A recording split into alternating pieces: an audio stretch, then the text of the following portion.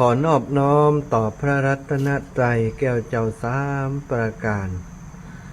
น้อมไหว้สาครูบาอาจารย์พระมหาเถระสังฆเจ้าเพื่อนสหธรรมพรหมจารีเจ้าทุกรูปทุกองค์เจริญสุขเจริญธรรมศรัทธาสาธุชนคนดีทั้งหลายที่ติดตามรับฟังรายการสารธรรมเมื่อค่ำยามคืนสารธรรมยามค่ำของคืนวันอังคารที่28เดือนพฤศจิกาแฮม1ค่ำเดือนยี่เหนือนะวันนี้อาตมาภาพพระมหาสมชาติชาตะปัญโยได้เข้ารายการมาพบปะกับศรัทธาญาติโยมต่อเนื่องจากรายการที่จังหวัดลำปาง19 ถึง 20 นาฬิกาที่ผ่านมาศรัทธาเท่าแก่อีป่ออีแม่ทั้งหลายวันนี้ก็คงเป็นวันที่หลายๆคนได้พักผ่อนผ่องแล้วแต่ว่าบางคนยังไปแอวลอยกระทงอยู่นะลอยกระทง แต่คนเฒ่าคนแก่ส่วนใหญ่มันไปละเนาะไปแต่คืนแล้วไปฟังธรรมวันนี้มันไปไหนแล้วก็มีโอกาสได้มาฟังนั่งฟังรายการเป็นเพื่อนกันอยู่ตรงนี้อาตมาภาพพระมหาสมชาติชาตะปัญโยอุทยานอยู่ที่วัดบรรพตสถิตอำเภอเมืองจังหวัดลำปางรับผิดชอบดำเนินรายการได้รับมอบหมายจากครูบาอาจารย์ท่านอาจารย์พระครูอภิวัฒนวิกรมครูบาอาจารย์ตนเมตตาได้เมตตามอบเวลามาให้กับอาตมาได้พบปะได้เข้ารายการกับศรัทธาญาติโยมในช่วงนี้20 นาฬิกาถึง 22 นาฬิกาโดยเชื่อมสัญญาณลิงก์สัญญาณไปในเครือข่ายคลื่นสีขาว28-29 สถานีในพื้นที่8จังหวัดภาคเหนือครอบคลุมเกือบจะทุกอำเภอในพื้นที่8จังหวัดภาคเหนือก็เป็นโอกาสอันดีที่อาตมาภาพจะได้นำความรู้ขับประสบการณ์ตลอดถึงสิ่งละอันพันละน้อยซึ่งเป็นบุญเป็นกุศลที่อาตมาและครูบาอาจารย์ได้กระทำในช่วงที่ผ่านมาก็ดีและจะทำไปในอนาคตไปหน้าอันไกลนี้ก็ดีมาให้ศรัทธาญาติโยมทั้งหลายได้รับฟังได้ร่วมอนุโมทนาด้วยกันพบปะกันวันนี้ศรัทธาก็ต้องขออนุญาตศรัทธาญาติโยมได้ขอขอบคุณทางสถานีวิทยุปอเลี้ยงเอียงคำเจ้าของสถานีทุกสถานีที่เป็นเครือข่ายสายบุญกับคลื่นสีขาวของเฮาได้มอบเวลามาให้กับครูบาอาจารย์จัดหาผู้มาจัดรายการพระสงฆ์องค์สังฆเจ้าในพื้นที่ภาคเหนือแต่ละจังหวัดมาจัดรายการสลับซับเปลี่ยนกันไปตังเวียงป่าเป้าตะคืนก็หลวงปู่พระครูปฏิภาณธรรมทินเข้ารายการในช่วงนี้เนาะ20 นาฬิกาถึง 22อาตมาก็ลักฟังโดยศรัทธาญาติโยมตลอดที่เดินทางเข้าในเวียงลำปางตะวาตะวานี้ก็ปะหลวงปู่ติปูนศรัทธาเมืองฝางบ้านห้วยงูในหลวงปู่ได้เมตตาเดินทางไปร่วมตานกฐินกับคุณโยมกนกพิชัยนาซึ่งเป็นเจ้าภาพกฐินถวายวัดห้วยงูในเพื่อจะเอามาบูรณะปฏิสังขรณ์เจดีย์ธาตุเจดีย์ของวัดพระธาตุเจดีย์ของวัดห้วยงูในนะก็ได้ไปพบกับหลวงปู่ก็บอกว่าโอ้ท่านอาจารย์มหาถ้าอัน2 ทุ่มบ่ได้ยินเพลงเข้ารายการของหลวงปู่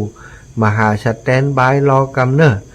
บ่แน่ใจว่าวันนี้สัญญาณเน็ตจะดีก่อคอมพิวเตอร์จะใช้ได้ก่อมีปัญหาให้เขาแก้ไขอยู่ว่าอันนะ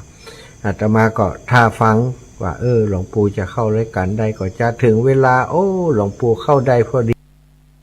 ดีใจซะทักถ้าหลวงปู่เข้ามาได้อาตมาเข้าแทนนี่เจ็บนักแหม2 ชั่วโมง ชั่วโมง19 ถึง 20 นาฬิกาก็จัดไปแล้วเนี่ยทวานะแล้วก็ถ้าฮับของหลวงปู่แหมก็เท่ากับว่าต้องอู้แหม2 ชั่วโมงซึ่งตะวานี่ถือว่าได้ใจเสียงไปนักหนาเต็มทีตั้งแต่ตอนเจ้าตี 3 ถึง 7-8 โมงสถานแล้วก็9 โมงไปจนถึงเที่ยงถึงบ่ายก็กลัวว่าจะเสียงมันจะแตกจะแหบจะแห้งไปติ๊กๆจับพอดีว่าคอมพิวเตอร์หลวงปู่ดีอินเทอร์เน็ตดีหลวงปู่ก็เลยได้เข้ารายการสถานได้ฟังไปเมื่อค่ำตะวันเนาะ วันนี้ก็เป็นรายการของอาตมาวันพรุ่งนี้ไผ่ฮะท่านอาจารย์พระครูอภิวัฒนวิกรมแล้วก็วันอื่นๆเนาะศรัทธาญาติโยมทั้งหลายวันอื่นๆก็จะมีครูบาอาจารย์รูปอื่นๆได้มาเข้ารายการสลับซับเปลี่ยนกันไปแต่ละสัปดาห์แต่ละเดือนเนาะก็อาจจะมีอย่างเปลี่ยนแปลงเล็กๆน้อยๆซึ่งท่านอาจารย์เพิ่นก็จะแจ้งให้เราทราบอยู่ตลอดเสมอวันนี้อาตมาขอขอบคุณทุกสถานีเนอะปอเลี้ยงเอียงคำปอเลี้ยงเอียงคำดีเจนักจัดรายการเจ้าหน้าที่สถานีทุกสถานีที่ดูแลมอบเวลาให้ครูบาอาจารย์และก็ยังดูแลควบคุมสถานีไฟตกก็ดีคอมพิวเตอร์สัญญาณลึกก็ดีก็คอยเชื่อมคอยมอนิเตอร์ให้เช่นเดียวกับสถานีต้นทางที่ทำหน้าที่กันตรงนี้เนาะต้องขอขอบคุณทุกท่านทุกคนบุญกุศลที่ท่านทั้งหลายถวายเวลามาก็ดีที่ช่วยกันดูแลสถานีส่งสัญญาณไปยังบ้านยังจองของสาธุชนทั้งหลายพุทธศาสนิกชนทั้งหลายที่สนใจฟังน้ำฟังธรรมได้สดับรับฟังพระธรรมเทศนาหรือว่าการจัดรายการของพระสงฆ์จัดรายการก็ส่วนใหญ่ก็อู้ตานศีลภาวนาเนี่ยอู้ถึงธรรมะของพระพุทธเจ้าเรื่องราวดีๆมาแบ่งปันอู้จาเล่าสู่ศรัทธาฟังนอกเหนือจากเรื่องมูลนิธิพระสงฆ์ก็คงบ่อู้ละเรื่องอาชีพการทำงานการโน่นนั่นนี่ก็คงบ่อู้ละเนาะอู้แต่เรื่องที่มันจะเป็นประโยชน์ที่จะสร้างสำลังศรัทธาประสาทะให้เกิดครับศรัทธาญาติโยมเพิ่มขึ้นคนที่บ่มีศรัทธาก็ขอให้ได้มีศรัทธาคนที่มีศรัทธาเพื่อนก็จะได้มีศรัทธาเริ่มใส่ในพุทธศาสนายิ่งขึ้นไปความเข้าใจบางสิ่งบางอย่างที่เข้าใจผิดพอได้มามาจามาฟังในข้อธรรมที่ถูกต้องความเข้าใจที่ถูกต้องก็อาจจะทำให้ศรัทธาได้มีโอกาสรู้แจ้งเห็นจริงในธรรมของพระพุทธเจ้าที่มีข้อสงสัยอย่างต่างๆบางอย่างบางประเด็นเนาะแล้วกฐินแล้วก็สบายใจศรัทธาอาตมาวันนี้จัดรายการนอกสถานที่แห่งแล้วเนอะพี่น้องตังเจียงใหม่เจียงไฮ้แม่ขาจานเวียงเป่าเมืองฝางพี่น้องตังเมืองแปะเมืองน่านพี่น้องตังเมืองงาวเมื่อหัวค่ำนี้โยมแม่โทรมาให้กำลังใจโยมแม่ครูอารีพันธ์ศรีวิริยะกุลศรีวิริยะกุลเนาะแม่ครูอารีพันธ์อยู่อำเภองาวโยมแม่ก็โทรมาหาตุอยู่ไหนบัดเดี๋ยวนี้นะก็บอกให้โยมแม่ว่าเดินธุดงค์เนี่ยโยมแม่อยู่ที่อำเภอห้างชัดอยู่บ้านสันเมืองบ้านสันเนาะบ้านตำบลแม่สันบ้านป่าเหียงตำบลแม่สันเมืองงาวนะบอกให้กับโยมแม่ไปแม่ครูอารีพันธ์ศรีวิริยะใหม่บ้านปันเหนือตำบลปงเตาอำเภองาวจังหวัดลำปาง ซึ่งมีอายุ86-87แล้วสักเป็นแฟนรายการของครูบาอาจารย์ทุกรูปทุกองค์อาตมานี่เคยไปบ้านโยมแม่2 ครั้งแล้วเคยไปท่านอาจารย์พระมหานุพดลสุวรรณเมธีซึ่งไปได้ไปเดินทางไปเชียงรายมาแวะหาโยมแม่เนาะโยมแม่เป็นผู้ที่มีใจดีศรัทธาญาติโยมเป็นอดีตครูเป็นครูเก่าแล้วก็เป็นอดีตคุณครูที่เคยได้สอนเด็กน้อยคนหนึ่งตอนนี้เป็นเจ้าคณะจังหวัดลำปางหลวงพ่อท่านพระจินดารัตนาพรเป็นอยู่เมืองงาวเหมือนกันโยมแม่เป็นครูตอนนั้นก็ได้สอนหลวงพ่ออยู่โยมแม่ก็ใจดีใจงามศรัทธาแต่กี้โทรมาว่าโอ้นึกว่าตุ้ลูกอยู่มีของจะไปแอวหาว่าอันก็บอกว่าไปอยู่อีกเนาะขอบคุณโยมแม่เนอะศรัทธาญาติโยมอยู่ตั้งเมืองน่านก็หลายท่านหลายคนเนี่ยปอนั้นประเสริฐนาน้อยเนาะปอนั้นประเสริฐปอนั้นอันนั้นแล้วก็เห็นหลายท่านที่โทรมาส่วนใหญ่เมืองน่านนี่จะเป็นปดใจโทรมาที่อื่นเป็นไม่ยิงเมืองน่านนี่ปดใจไปนักเนาะ ไม่ยิงบอกค่อยกล้าโทรมาเวียงป่าเป้าเชียงรายนี่ก็โอ้หลายสถานีที่ออกอากาศอยู่ในขณะนี้วนไปถึงสถานีเวียงป่าเป้านี่ส่งไปถึงอำเภอวังเหนือตัวเนาะก็ต้องขอบคุณเนอะเจ้าของสถานีตั้งสายเวียงป่าเป้านะแม่ขจารโมเรนเนริโอส่งไปถึงอำเภอวังเหนือหลายพื้นที่ได้รับฟังแล้วก็อาตมาเองเวลาออกอากาศรายการนี่ก็จะจัดไลฟ์สดไปตัว เพราะมีญาติโยมที่เปิดติดตามตั้งไลฟ์สดอาจจะอยู่ต่างประเทศอยู่ตั้งยุโรปอยู่ตั้งที่ไหนเป็นที่เปิดฟังอยู่ประจำเปิดก็เข้ามาฟังตัวเนาะวันใดที่บ่ได้ไลฟ์สดจัดแต่รายการทางวิทยุเปิดก็โทรมาถามหาวันนี้บ่จัดรายการก้าบ่ไลฟ์สดกาโนกำลังติดตามอยู่นะจะสวดมนต์ตัวก็ขอขอบคุณกำลังใจอีกช่องทางหนึ่งเนาะก็เป็นช่องทางที่สื่อสารสามารถไปฟังย้อนหลังได้ก็คือ YouTube มีตังวัดฝ่ายหินเพิ่นก็เอาไปออก YouTube คือแล้วก็มีคุณโยมท่านหนึ่งอยู่ตังจังหวัดเชียงรายเนาะก็ทำ YouTube เอาที่อาตมาได้จัดรายการตั้งสถานีคลื่นสีขาวเนี่ยไปลงใน YouTube เพิ่มเติมแหมก็เป็นอีกช่องทางหนึ่งที่ทำให้การเผยแพร่กว้างขวางกระจายออกไปต้องขอบคุณทุกท่านทุกคนที่มีส่วนร่วมที่ลืมบ่ได้ก็คือคนฟังเนี่ยอีป่อเข้ามาชมเหมือนกันป่อกำนันธัญพัฒน์ปาเขื่อนตะป่อกำนันฟังอยู่ติดตามอยู่ครับนะอันนี้โยมป่ออาตมาเลยละนี่นะอยู่ที่บ้านสันสลีเวียงป่าเป้าไปเวียงป่าเป้านี่ส่งไปครับข่อยมาเดียวถ้าเวียงป่าเป้าปะป่อกำนันถามว่าตุอยู่ไหน อีป่อจำเป็นต้องหู้เนาะแล้วก็แม่กาบสีขันแก้วโยมแม่ได้มาทุดงเย็นเนอะไวยชาท่านมหาสาธุเจ้าอินะโยมศรีรัตน์ลันนาแล้วก็โยมยุพินหอมมาลาแม่กาบสีขันแก้วนะคนเดิมแม่กาบสีขันแก้วหลายท่านด้วยกันเข้ามาชมขออนุโมทนาบุญที่เข้ามาชมทางไลฟ์สดด้วยเนาะศรัทธาญาติโยมทั้งหลายท่านอาจารย์พุทธทาสมีคนไปหาเปิ้นแล้วก็ไปขอสัมภาษณ์พอดีว่าเขาสัมภาษณ์เกี่ยวกับเรื่องของโลกยุคนี้สมัยนี้เนี่ยมีความวุ่นวายนู่นนั่นนี่เนาะมีปัญหาเกิดขึ้นมีสงครามเกิดขึ้นบอกว่าเป็นสงครามการฆ่าฟันโดยแย่งชิงอำนาจแย่งชิงบ้านชิงเมืองแย่งชิงแหล่งผลประโยชน์กันเนี่ยเกิดขึ้นทั่วทุกหัวละแห่งในสมัยนั้นที่ท่านอาจารย์ยังดำรงธาตุขันธ์อยู่เนี่ยมีคนไปขอสัมภาษณ์เปิ้นในฐานะที่ท่านอาจารย์ทำวอดอยู่กับการสอนศาสนามีคำสอนอย่างดีๆมีธรรมะอย่างดีๆพ่องที่จะสอนหรือว่าจะบอกให้คนทั้งโลกเนี่ยคือได้รับรู้แล้วก็คนทั้งโลกเนี่ยอย่างใดปฏิบัติตัวอย่างใดถึงจะทำให้โลกนี้บ่เกิดความวุ่นวายท่านอาจารย์พุทธทาสบอกว่าคือถ้าคนทั้งโลกเนี่ยยึดถือบ่ต้องถือว่าธรรมะของศาสดาองค์ใดบ่ต้องถามว่าเป็นศาสดาองค์ใดแต่ถ้าหากคนทั้งโลกเนี่ยอยากจะมีความสุขมีความสงบอยู่กันอย่างสันติอย่างมีความสุขเนี่ยมีธรรมะอย่างเดียวที่จะทำให้คนมีความสุขกันทั้งโลกได้นี่คือไม่เห็นแก่ตัวซะทั้ง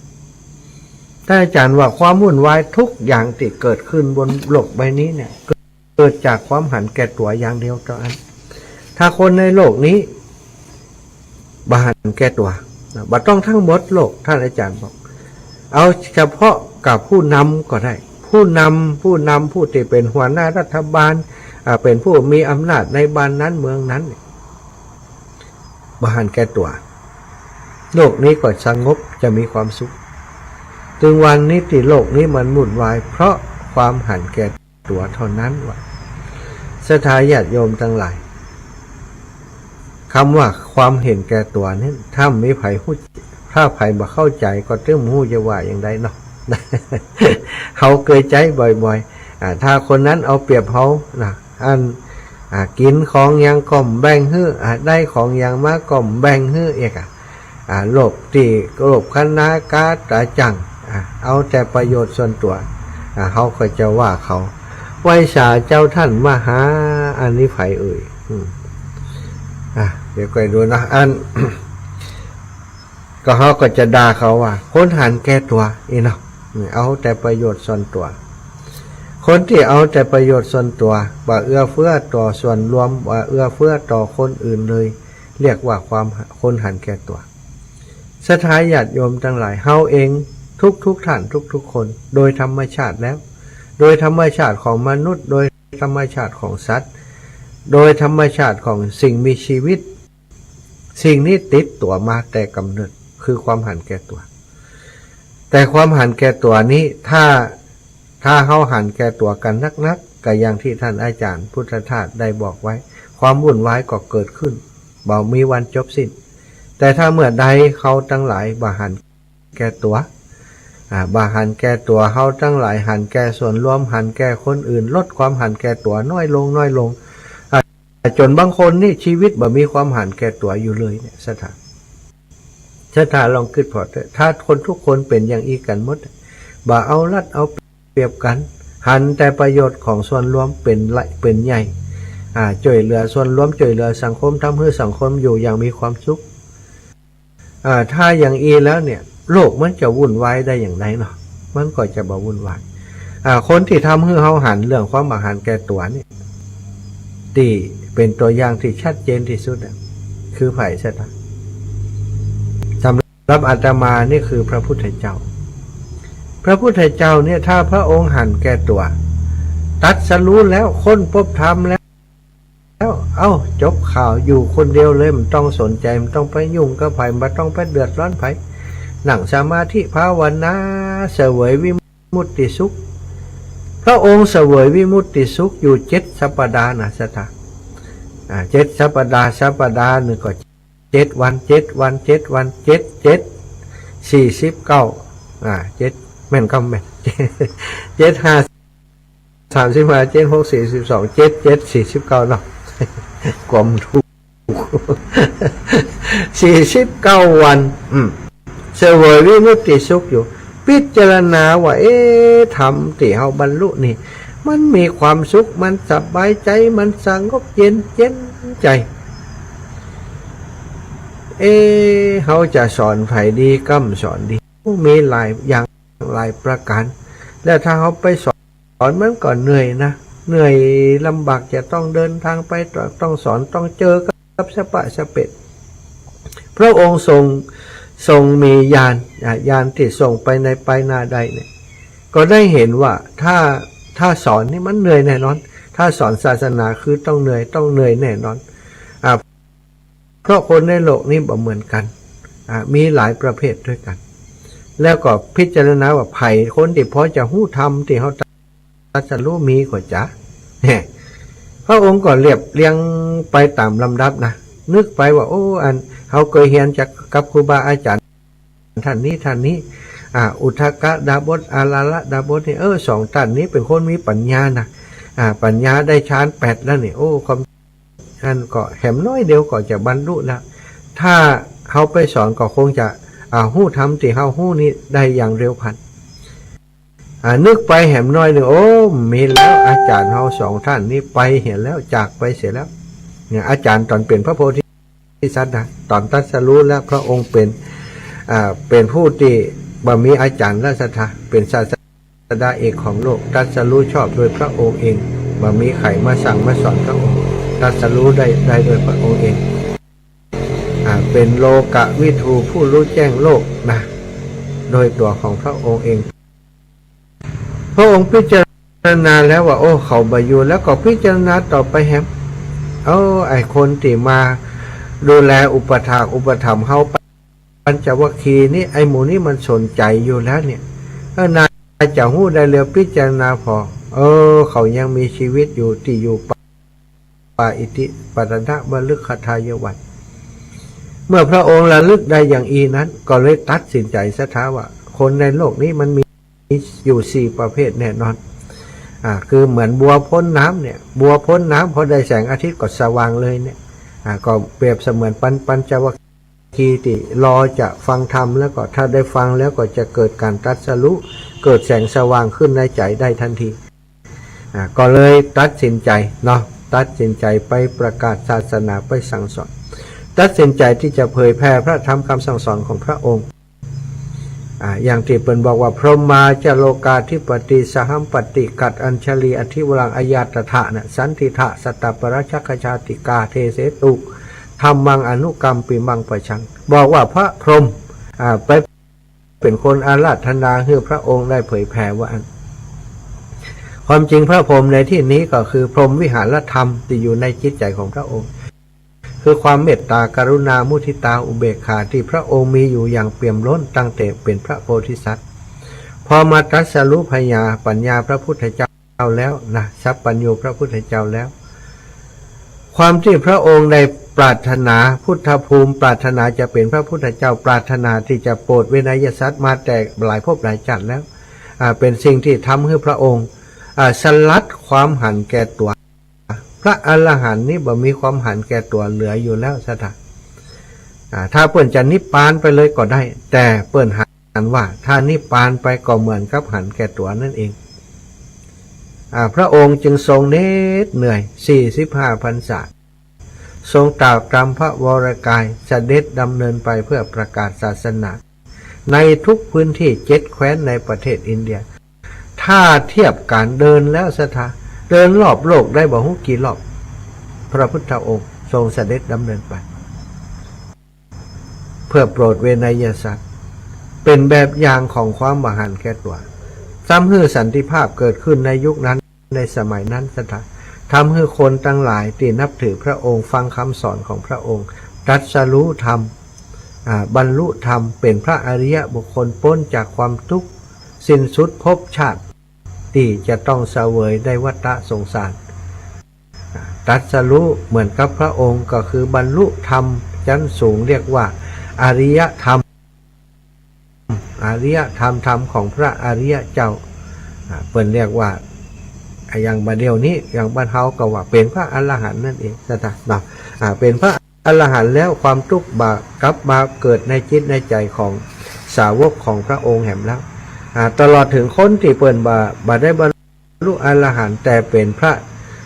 เรียกว่าเป็นพระอริยบุคคลตั้งแต่โสดาในสมัยที่พระพุทธองค์ยังประกาศศาสนาอยู่และต่อจากนั้นแม้จำนวนจะลดน้อยลงก็ตามแต่ก็ยังมีพระอรหันต์อยู่บนโลกใบนี้พระอรหันต์ความเป็นพระอรหันต์ที่ชัดเจนที่สุดนะคนที่เป็นพระอรหันต์มีอะไรอย่างที่แปลกจากคนอื่นพ่อคนที่เป็นพระอรหันต์นั้นสิ่งที่แปลกจากคนอื่นแล้วก็สิ่งที่ชัดเจนที่สุดสำหรับพระอรหันต์ก็คือพระอรหันต์ทุกรูปทุกองค์ไม่เห็นแก่ตัวบาหันแก่ตัวหันแต่ประโยชน์ของส่วนรวมการหันแก่ตัวแม้กระทั่งพระอรหันต์นี่ยอมสละแม้กระทั่งชีวิตนะเพื่อเวนยสัตว์เพื่อความสุขของมหาประชาชาติทั้งหลายคนเปลี่ยนเป็นพระอรหันต์เปิ่นจะบาหันแก่ตัวแล้วแต่ปุถุชนของเฮานี้ก็เป็นธรรมดาความหันแก่ตัวโดยธรรมชาติโดยสัญชาตญาณมันก็มีอยู่แล้วในทุกๆคนสถานมันก็มีอยู่แล้วในทุกๆคนแต่ที่นี้เฮาเกิดมาโดยเฉพาะเป็นชาวพุทธนับถือพระคำสอนของพระพุทธเจ้าเฮาปรารถนาจะมีสันติภาพจะมีความสุขสิ่งที่เฮาจะต้องทำก็คือเนี่ยอย่างใดเฮาจะได้คัดเก่าตัวเก่าเพื่อเป็นผู้ที่มีความหันแก่ตัวน้อยลงจนบ่มีเลยอย่างคนที่มาบวชในพระพุทธศาสนาพระสงฆ์องค์สังฆเจ้าเนี่ยสิ่งที่จะต้องมีเป็นอันดับแรกคือบาหันแก่ตัวถ้าพอบาหันแก่ตัวก็คือหันแก่สังคมหันแก่ส่วนรวมเป็นพระสงฆ์องค์สังฆเจ้าต้องการมาประกาศศาสนามาช่วยส่งเคราะห์คนทั้งหลายมาอยู่ในศาสนานี้มีโอกาสจะส่งเคราะห์ในหลายๆด้านนะบอกว่าตั้งแต่การบิณฑบาตการสร้างบุญสร้างกุศลแบบนี้ก็ถือว่าเป็นการบาหันแก่ตัวเป็นคนที่พยายามลดความหันแก่ตัวลงไปลดความหันแก่ตัวลงไปจึงได้เป็นพระในพระพุทธศาสนาแต่อย่างใดก็ตามศรัทธาญาติโยมทั้งหลายในทุกวงการนะศรัทธาประชาชนในทุกวงการคนทุกที่ทุกแห่งจะเฮือมันบาหันแก่ตัวโมดนั้นเหมือนกันกูคนมันก็คงเป็นไปบ่ได้ในหมู่พระสงฆ์เองก็เหมือนกันพระสงฆ์บางรูปบางองค์เป็นตนบุญอย่างหลวงพ่อเกษมเขมมโกเนี่ยศรัทธาญาติโยมตนบุญแห่งล้านนานี่วันนี้วันที่28นะวันคล้ายวันเกิดของหลวงพ่อเกษมเขมมโก ชาตการหรือว่ามีอายุถ้าเปิ่นยังอยู่นี่111 ปีเนาะถ้าจำบ่ผิดถ้าผิดสถาโทรมาทวงเก็บเนอะอ่านข่าวแล้วก็มันอ่านครั้งเดียวนะ111 ปีก็อย่างเนี้ยนะเปิ่นเกิดวันที่28 เดือนพฤศจิกาวันนี้วันที่28วันเกิดของหลวงพ่อสถาไวสากับปารมีหลวงพ่อเกษมเขมโกนั้นศรัทธาสาธุชนทั้งหลายเปิ้นเป็นผู้ที่มีความกตัญญูกตเวทีต่อครูบาอาจารย์ของเปิ้นมีอาจารย์มหาท่านหนึ่งอยู่วัดศรีล้อมหรืออย่างเนี้ยเนาะเปิ้นได้สอนบาลีให้หลวงพ่อเกษมตอนที่หลวงพ่อเกษมยังดำรงธาตุขันธ์อยู่ยังมีชีวิตอยู่เปิ้นจะให้เขาเอาอันข้าวหนมปิ๊บเนาะทุกเดือนเอาไปให้กับอาจารย์ของเปิ้นเอาไปให้ทุกเดือนเวลาเอาไปให้เขาก็เอามานับว่าเปิ้นเอาให้มาต่อใด เป็นนับมันขนมว่าหลวงพ่อให้มากี่ชิ้นโอ้แล้วเอาไปแตงเป็นหวยก็เป็นทูกเหวะซะทางก็เลยเป็นอันข้าวหนมปังปิ๊บหลวงพ่อเกษมนี่ศักดิ์สิทธิ์นะหลวงพ่อเกษมเป็นผู้ที่มีความกตัญญูกตเวทีต่อครูบาอาจารย์เป็นผู้ที่มีความอ่อนน้อมถ่อมตัวและสิ่งสุดสำคัญคือเป็นคนที่บ่มีความหันแก่ตัวหลวงพ่อบอกเคยด่าไผ่บอกเคยบริพาทบอกเคยด่าบอกเคยใจอารมณ์ใส่ไผ่ซะท่ามีใจเมตตาไผ่จะเข้าไปหาหลวงพ่อนี่ได้หมดแต่บางครั้งบางทีเวลาเปิ่นนั้นเข้าสมาธิก็เวลาเปิ่นปฏิบัติธรรมกันเปิ่นก็จะเขียนเตือนไว้ติดหน้าห้องเปิ่นว่าอย่างก็มาไหว้ทำไมพระไทยเหมือนกันไม่ใช่ฝรั่งเยอรมันเมดอินไทยแลนด์ หลวงพ่อเกษมเพิ่นเข้าใจนะ เมดอินไทยแลนด์คนไทยเหมือนกันความจริงเพิ่นบอกให้ว่ากลับไปปฏิบัติเถอะบ่ต้องมาไหว้ผมมีขี้ใครเหมือนกันมีอันนี้เหมือนกันถ้าอู้ถึงความเป็นคนเนี่ยมี คนเรียกว่ามีอย่างความเป็นคนก็มีเหมือนกันหมดหลวงพ่อมีไอ้อย่างทุกคนก็มีเหมือนกันแต่สิ่งที่บ่เหมือนกันก็คือเนี่ยอย่างใดคนทั้งหลายจะปฏิบัติให้นักแล้วก็จะเป็นเหมือนหลวงพ่อได้แต่ก็คงจะเป็นเรื่องยากเนาะหลวงพ่อเปิ้นมีบุญญาบารมีเปิ้นปฏิบัติจริงปฏิบัติจังเปิ้นก็ได้พบธรรมในที่สุดนี่คือวันนี้เนาะเปิ้นก็จัดกิจกรรมที่สุสานไตรลักษณ์อันเป็นสถานที่ที่หลวงพ่อใจปฏิบัติธรรมตนตลอดเปิ้นเสียชีวิตสถานมรณภาพไปอยู่ที่วัดอยู่ที่สุสานไตรลักษณ์ณปัจจุบันนี้เนาะสรีระสังขารของหลวงพ่อเนี่ยก็คือบรรเทาสรีระสักศพอีกเนาะของหลวงพ่อนั้นยังลูกหลานลูกศิษย์ลูกหาก็ยังเอาประดิษฐานเก็บไว้ที่อันสุสานไตรลักษณ์คนทั้งหลายก็ไปไหว้ไปสาบไปกราบอยู่ตลอดทุกปีช่วงนี้ก็มืดฟ้ามัวดินถนนแถวนั้นนี่ติดยาวเลยไฟมันต้องหานไปเส้นทางสายนั้นเลยรถติดยาวเหยียดเนาะเพราะว่าคนไปจากทุกสารทิศต่างประเทศก็ยังมาศรัทธาทั่วทุกสารทิศทุกจังหวัดในประเทศไทยมากราบหลวงพ่อเกษมเขมโกกันทั้งนั้นนั่นก็คือมากราบความบาหันแก่ตัว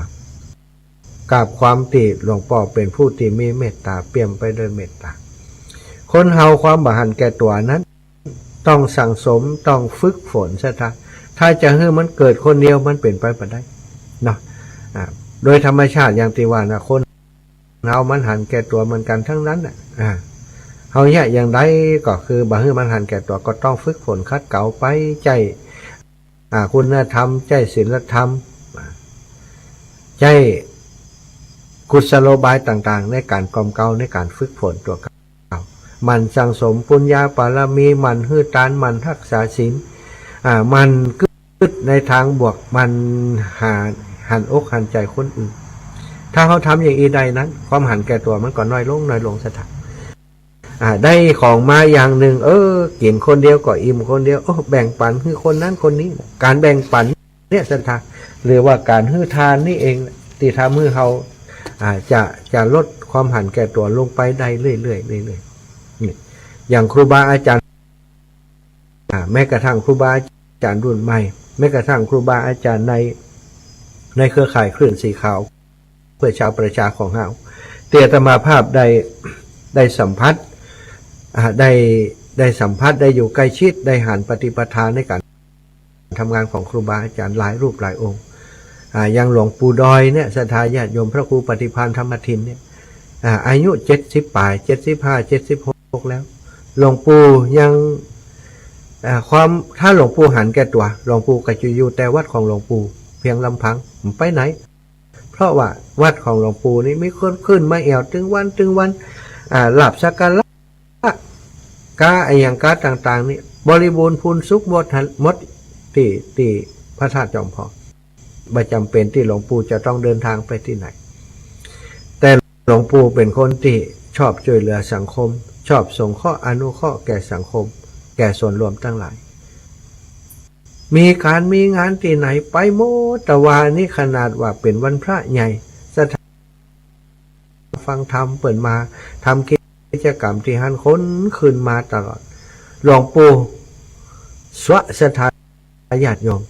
สวะปัจจัยหลายตังทีเดียวที่ถ้าอยู่ที่หันค้นมาตันเข้าออกอยู่หันพอหลวงปู่ไปเขาก็ไปที่อื่นเหี้ยมาปุ๊บหลวงปู่เขาก็ไปเหี้ยแต่หลวงปู่สละความหันแก่ตัวตรงนั้นเดินทางไปร่วมงานกฐินครับญาติโยมที่เป็นโยมอุปถัมภ์ของหลวงปู่คุณโยมกนกพิชัยนาที่บ้านห้วยงูในสถานออกเดินทางจากวัดพระธาตุจอมพอไปประมาณ9 นาฬิกาไปถึงปุ่นประมาณ11 นาฬิกาเสร็จแล้วตานกฐินแล้วบ่ายโมงกลับมาถึงแล้วก็เยี่ยมบัดเต่าแต่นั้นแต่ว่านี่ไปแวะเยี่ยมสถานญาติโยมแห่งพี่น้องแถวปางป้อยก็ได้พบปะกับหลวงปู่เนาะแต่ว่าเนาะแม่มีชัยพินโยภาสเนาะแม่อามขอดคำก็ว่ากดคำแม่อามขอดคำอีกกันอาตมาก็ได้แวะไปหาโยมแม่ตัวตะวันนี้แล้วก็แม่โยมแม่จันสมจ้ะจันสมก็จันสักอันที่อันใกล้โรงเรียนอาชีวะเนาะโรงเรียนอย่างเนี้ยอาชีพกะโรงเรียนอาชีพของงานวิทยาลัยการอาชีพอำเภอฝั่งยมแม่จันสมก็จันสายอย่างเนี้ยอาตมาลืมไปแล้วอายุ80 ปลายเหมือนกันโยมแม่เปิ่นไข่หันอาตมาลูกเปิ่นไปปะอาตมาที่วัดห้วยงูในบอกว่าโยมแม่ฟังรายการประจำวันนี้ก็ถ้าจะฟังอยู่เนอะ อาตมาจำเจียมได้แล้วแม่แต่ว่าปะกันตะวันนี่มันได้เนาะก็ได้ไปแวะหาเปิ่น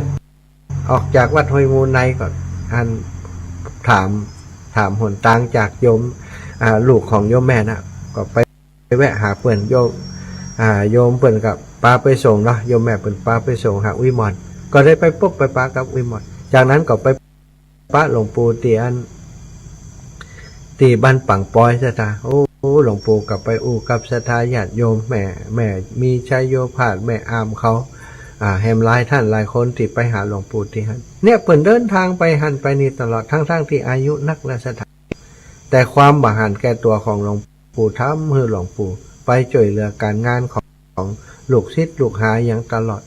ก็ได้ใจกันนะศรัทธาไม่กระทั่งอย่างอาตมานี่ทำไมถึงได้ศรัทธาแล้วก็ได้ฮักหลวงปู่แล้วก็ครูบาอาจารย์ก็เพราะหันในปฏิปทาของครูบาอาจารย์ทั้งหลายเปิ้นบาหันแก้ตัวมีงานของกลุ่มของเครือข่ายบอกว่าใกล้ว่าไกลเดินทางไปด้วยกันศรัทธาไปด้วยกันไปช่วยงานกันตลอดทำเพื่อได้หันตลอดมีครูบาอาจารย์ท่านหนึ่งได้เนาะได้จริงๆแล้วเปิ่นโฟดนี่แต่ว่าจะได้เป็นแบบเปี่ยเขากันนี่นะเปิ่นได้โฟดใน Facebook แล้วอาตมาไปอ่านปุ๊บจุกเลยซะนะเปิ่นโฟดบอกว่าชีวิตของเปิ่นนั้นถ้าเปรียบไปแล้วเหมือนครับอันคนที่ถ้าสำหรับตัวเปิ่นสำหรับขอให้คนอื่นได้กินก่อนเปิ่นถึงจะกินถ้าตราบใดที่คนอื่นยังไม่ได้กินกำจัดเปิ่นก็จะบักกินอิตนะ นั่นก็คือจิตใจของคนบ่หันแก่ตัวซะท่าแต่คนส่วนใหญ่ก็คือถ้าเขาอิ่มก่อนถึงจะปั่นคนอื่นเนาะแต่บุคคลท่านนี้อาตมาหันปฏิปทาของเปิ้นเป็นอย่างอันได้นะวัดวาของเปิ้นเนี่ยบ่ได้พัฒนามาหลายปีแล้วเปิ้นตั้งปณิธานว่าภายใน3 ปีหรือว่า6 ปีนะอาตมาจำไม่ได้ว่าจะยังบ่พัฒนาวัดเปิ้นแต่จะไปจ่วยเหลือที่อื่นก่อนที่วัดเปิ้นท่านเนี่ยอันยังบ่มีโบสถ์นะสถายังมีโบสถ์มีวิหารครับแต่มีแต่ศาลาการประเรียนติดใจในการบำเพ็ญบุญอยู่โบสถ์วิหารยังมีแต่มีเจดีย์โบสถ์วิหารยังมีแต่ท่านเนี่ยไปส่งข้อตีอื่นติ๊กๆไปจ่วยตีอื่นติ๊กๆไปสร้างไปจ่วยกันสร้างครับครูบาอาจารย์ขึ้นสีขาวและศรัทธาญาติโยมที่หม่อน42เมืองดอยนางแก้วเนี่ยสร้างพระธาตุ3 องค์แล้วก็ไปสร้างหลายวัดหลายวาที่เปิ้นไปจ่วยสุดท้ายนี่ก็ไปจ่วยที่วัดบ้านเหล่าเป้าเนาะวัดเหล่ามณฑาทิพย์จนสร้างศาลาการประเรียนเสร็จไปศาลาการประเรียนเหล่ามณฑาทิพย์ก็งามกว่าวัดของเปิ้นก่อนนะเปิ้นไปจ่วยซึ่งตอนนี้เนาะครูบาอาจารย์ก็จะมีงานในวันที่11นะศรัทธาญาติโยมครูบาอาจารย์ท่านนี้ศรัทธาก็คงรู้จักเจ้าอาวาสวัดปากตังเจริญเนี่ยเปิ้นจะมีงานในวันที่11งานประจำปีหรือว่างานสักการะพระเจ้าทันใจงานสาระฉลองสงน้ำก็ได้เนาะว่าคารวะก็ได้อย่างก็ได้ละงานประจำปีที่อันจัดประจำก็คือทุกปีวันที่11เดือนธันวาเนี่ยท่านอาจารย์จะมีงานวันที่11มีตั้งแต่ตอนเจ้านะสถา9 โมงครึ่งเป็นต้นไปสืบจัตตาหลวงแล้วก็ถวายห้องน้ำถวายตาลห้องน้ำนี่ตอนนี้วันที่28เนี่ยห้องน้ำยังบ่เสร็จเลยนะสถาห้องน้ำกำลังอยู่ในขั้นตอนของการฉาบห้องน้ำใหม่เนี่ย10 ห้องซึ่งท่านอาจารย์ก็ได้ประกาศไปทาง Facebook นะอาตมาก็อ่านติดตามอยู่ตลอดว่าท่านอาจารย์ได้ประกาศเพื่อจะให้ศรัทธาญาติโยมได้ร่วมบุญมีโอกาสสร้างบุญด้วยกันเป็นเจ้าภาพห้องน้ำห้องละ 25,000 หรือว่าตามอัธยาศัยเฮามีต่อได้ก็ห้อมได้10 สาวเนาะก็สามารถห้อมครับร่วมสมทบร่วมบุญกับเพิ่นได้ตอนนี้ก็คงจะมีศรัทธาญาติโยมหลายท่านแล้วที่เป็นเจ้าภาพกับท่านอาจารย์ไปในการสร้างห้องน้ำบัดเจ้าแต่ว่าจะสร้างห้องน้ำแค่10 ห้องนะศรัทธาเพราะมีแหมหลายห้องที่ห้องน้ำชำรุดไปแม้กระทั่งกระเบื้องมันหล่อนมันแตกมันอย่างไปเนี่ยท่านอาจารย์ก็ว่าจะเปลี่ยนทำให้มันสะอาดเพราะวันที่11เนี่ยศรัทธาญาติโยมจะไปกันเยอะครูบาอาจารย์ก็จะไปกันหลายศรัทธานี่บัดต่ำกว่า600-700ศรัทธาอาตมาได้ประเมินคร่าวๆนี่นะที่จะไปแล้วก็ครูบาอาจารย์ครูบาอาจารย์ที่จะมาเข้าปริวาสที่วัดม่อนฤาษีส่วนใหญ่เพิ่นก็มาถึงกันแล้วในตอนนี้นะตอนนี้ก็มาถึงกันแล้วไปแถวเชียงใหม่วันที่11เพิ่นจะปากันมาสวดอิติปิโส108 จบที่วัดปากทางเจริญเป็นงานประเพณีครูบาอาจารย์ในเครื่องสีขาวก็จะไปกันหมดศรัทธาอาตมาภาพก็จะไปอำนวยการช่วยเหลือครูบาอาจารย์เป็นตัวก็เลยอาศัยโอกาสในช่วงนี้เนาะได้เดินธุดงค์ธรรมยาตราเพื่อจะหาทุนสนับสนุนการสร้างห้องน้ำแล้วก็งานสนับสนุนงานกิจกรรมในวันที่11ที่วัดปากตังเจริญและก็หาทุนสนับสนุนในการเป็นเจ้าภาพภัตตาหารถวายพระสงฆ์ในวันที่12ถึงวันที่22ที่วัดม่อนฤาษีจะมีงานปริวาสกรรมพระสงฆ์ประมาณ600 รูปจะไปเข้าปริวัติที่ห้านอาหาร1 วันนะศรัทธาจ่ายเงินประมาณ 50,000 บาทแล้วก็10 วันศรัทธาก็ลองคูณไปเนาะ10 วันก็ถือว่าเป็นค่าใช้จ่ายที่สูงพอควรเนาะมีโทรศัพท์เข้ามาเนอะถ้าเป็นแฟนรายการตอนนี้เจริญพรจากไหน6056นี่ของยายแก้วเจ้าย ายแก้วที่ไหนบ้านเสริมงามเจ้าอีแม่พี่น้องเสริมงามกะบ้านใดนี่เจ้าบ้านแม่เลี้ยงเจ้าบ้านแม่เลี้ยงนี่ยายแก้วแต่เจ้านะกะเจ้านึกออกแล้วยายแก้ว อู้กันแต่เจ้านี่เสียงงั้นเสียงนุ่มนะบ่เดียวนี่เสียงเท่านี่ตั้งโทรศัพท์อ่ะ ยายแก้วนึกว่าอุ้ยหมอนที่ไหนเอ๊ะ เจ้าไว้สาเจ้า ขอบคุณเป้าเนอะน้ำเป้านี่อิ่มจัดนักอ่ะฮะน้ำติ๊บนะน้ำเป้านี่น่ะน้ำสุขภาพเนอะ เจ้า เปิ่นได้เป้ามา2 แกนลูกของเปิ่นให้แกนเนาะฮะอันไม่เลี้ยงก่อฮะ เจ้าผ่านเจ้า ถ้าจะเดินผ่านวันพุกอ่ะถ้าใช้การตัดกิมเนอะ เจ้าเดี๋ยวจะค่าจะโทรหาแล้วก็จะ จ้ะ พาไปเอววัดกับน้อง โอ้ได้กะขอบคุณเนอะขอบคุณหลายๆจ้ะเอาพี่น้องแม่เลี้ยงเนอะวันพุกจะเดินผ่านแล้วก็จะไปแวะวัดเนาะ เจ้า ตัวขอบคุณแม่แก้วนะ เจ้า จ้าโอ้ แม่ฝากสุดเจ้าหนาว สาธุเปิ่นเป็นแม่ก้านะนี่นะแม่แก้วนี่นะโอ้เปิ่นขายของแต่เจ้าปะเปิ่นน่ะเจริญปอเฮอันคนเก่ากะแม่แก้วกะ เจ้า เอาวางสายก่อนเนาะ เจ้า จ้าสาธุเนอเจริญปอนอันนี้แม่สีทอน ไว้สาเจ้าท่านหนา นี่ตังใดนี่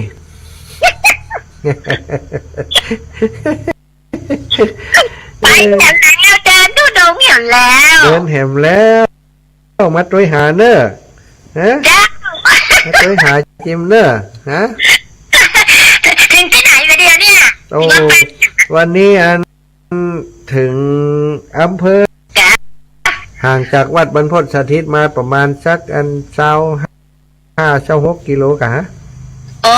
วันเดียวเดินได้20 กิโลไปกะ 20 กิโลไปเดินรถด้วยอ่ะ มาเดินปากตางนี่อ่ะแม่ปากตางวันนี้ได้9 กิโลเห็นได้ กะ กะเดินนะเพราะว่าแต่คืนเนี่ยนอนพอจะตี 1 ตี 2แล้วนะมาแวะพักป่าจ้าเหมือนไปหน่อยแม่ เจ้าขอแต่พักปลอดภัยนะ สาธุแม่สาธุขอบคุณเนอะพี่น้องชัยประการ เจ้าไว้สาเจ้า อยู่ดีมีสุขโยมแม่สีทอนอันนี้แฟนตัวจริงเสียงจริงเนี่ยแม่กับแก้วสีอินแก้วหายให้แล้วยัง โอ้ยเจ้า อยู่ลูก ไอ้ยมแม่จดเลขบัญชีของวัดท่านอาจารย์ท่านพระครูไว้นี่ถูกกับถูก0อะไรเงี้ยนะว่าไม่เนาะ052อย่างนี้ เดี๋ยวโอนไปเดี๋ยวโอนไปให้ท่านพระครู เดี๋ยวก่อนฟังเนอะเพราะว่าตอนนี้มันอยู่ในเครื่องที่แม่โทรเนี่ย อ๋อ เ จดไปแล้วถูกกว่าถูกเดี๋ยวก็ถูกไปวันต่อ เดี๋ยว ให้ ไป แม่ ฟั โอง น ต่อเนาะท้ายรายการนี้จะบอกให้ไหม เดี๋ยวแม่โอนไปเงินเนอะ จะโอนไปเตียนท่านอาจารย์ทรงใจสลิปมือเฮากับปอเนอะ เจ้า สาธุ ถึงเวลาโอนเจ้า บุญรักษาเจ้าแม่แม่กับแก้วสีอินแก้วนี่คนขี้ให้เนอะแม่กับแก้วนี่นะให้เจ้ามาแล้วอ่ะเจริญปอนแม่อุ้ยอิน อ้าวไปเจ้าไปโรงขับล่า มาแหมแล้วมาต้วยหาเด้อ เจ็บตีน ไปเจ็บอย่างแน่ ไปทำไมล่ะไปทำปลา มาเมืองลี่กะมาเมืองลี่มาเมืองไปเมืองลี่จากลำปางมาเสริมงามผ่านห้างชัดผ่านเกาะค้าผ่านเสริมงามผ่านอำเภอลี่ตุ่มหัวจ้างอำเภอลี่แล้วก็จะไปปุ่นน่ะ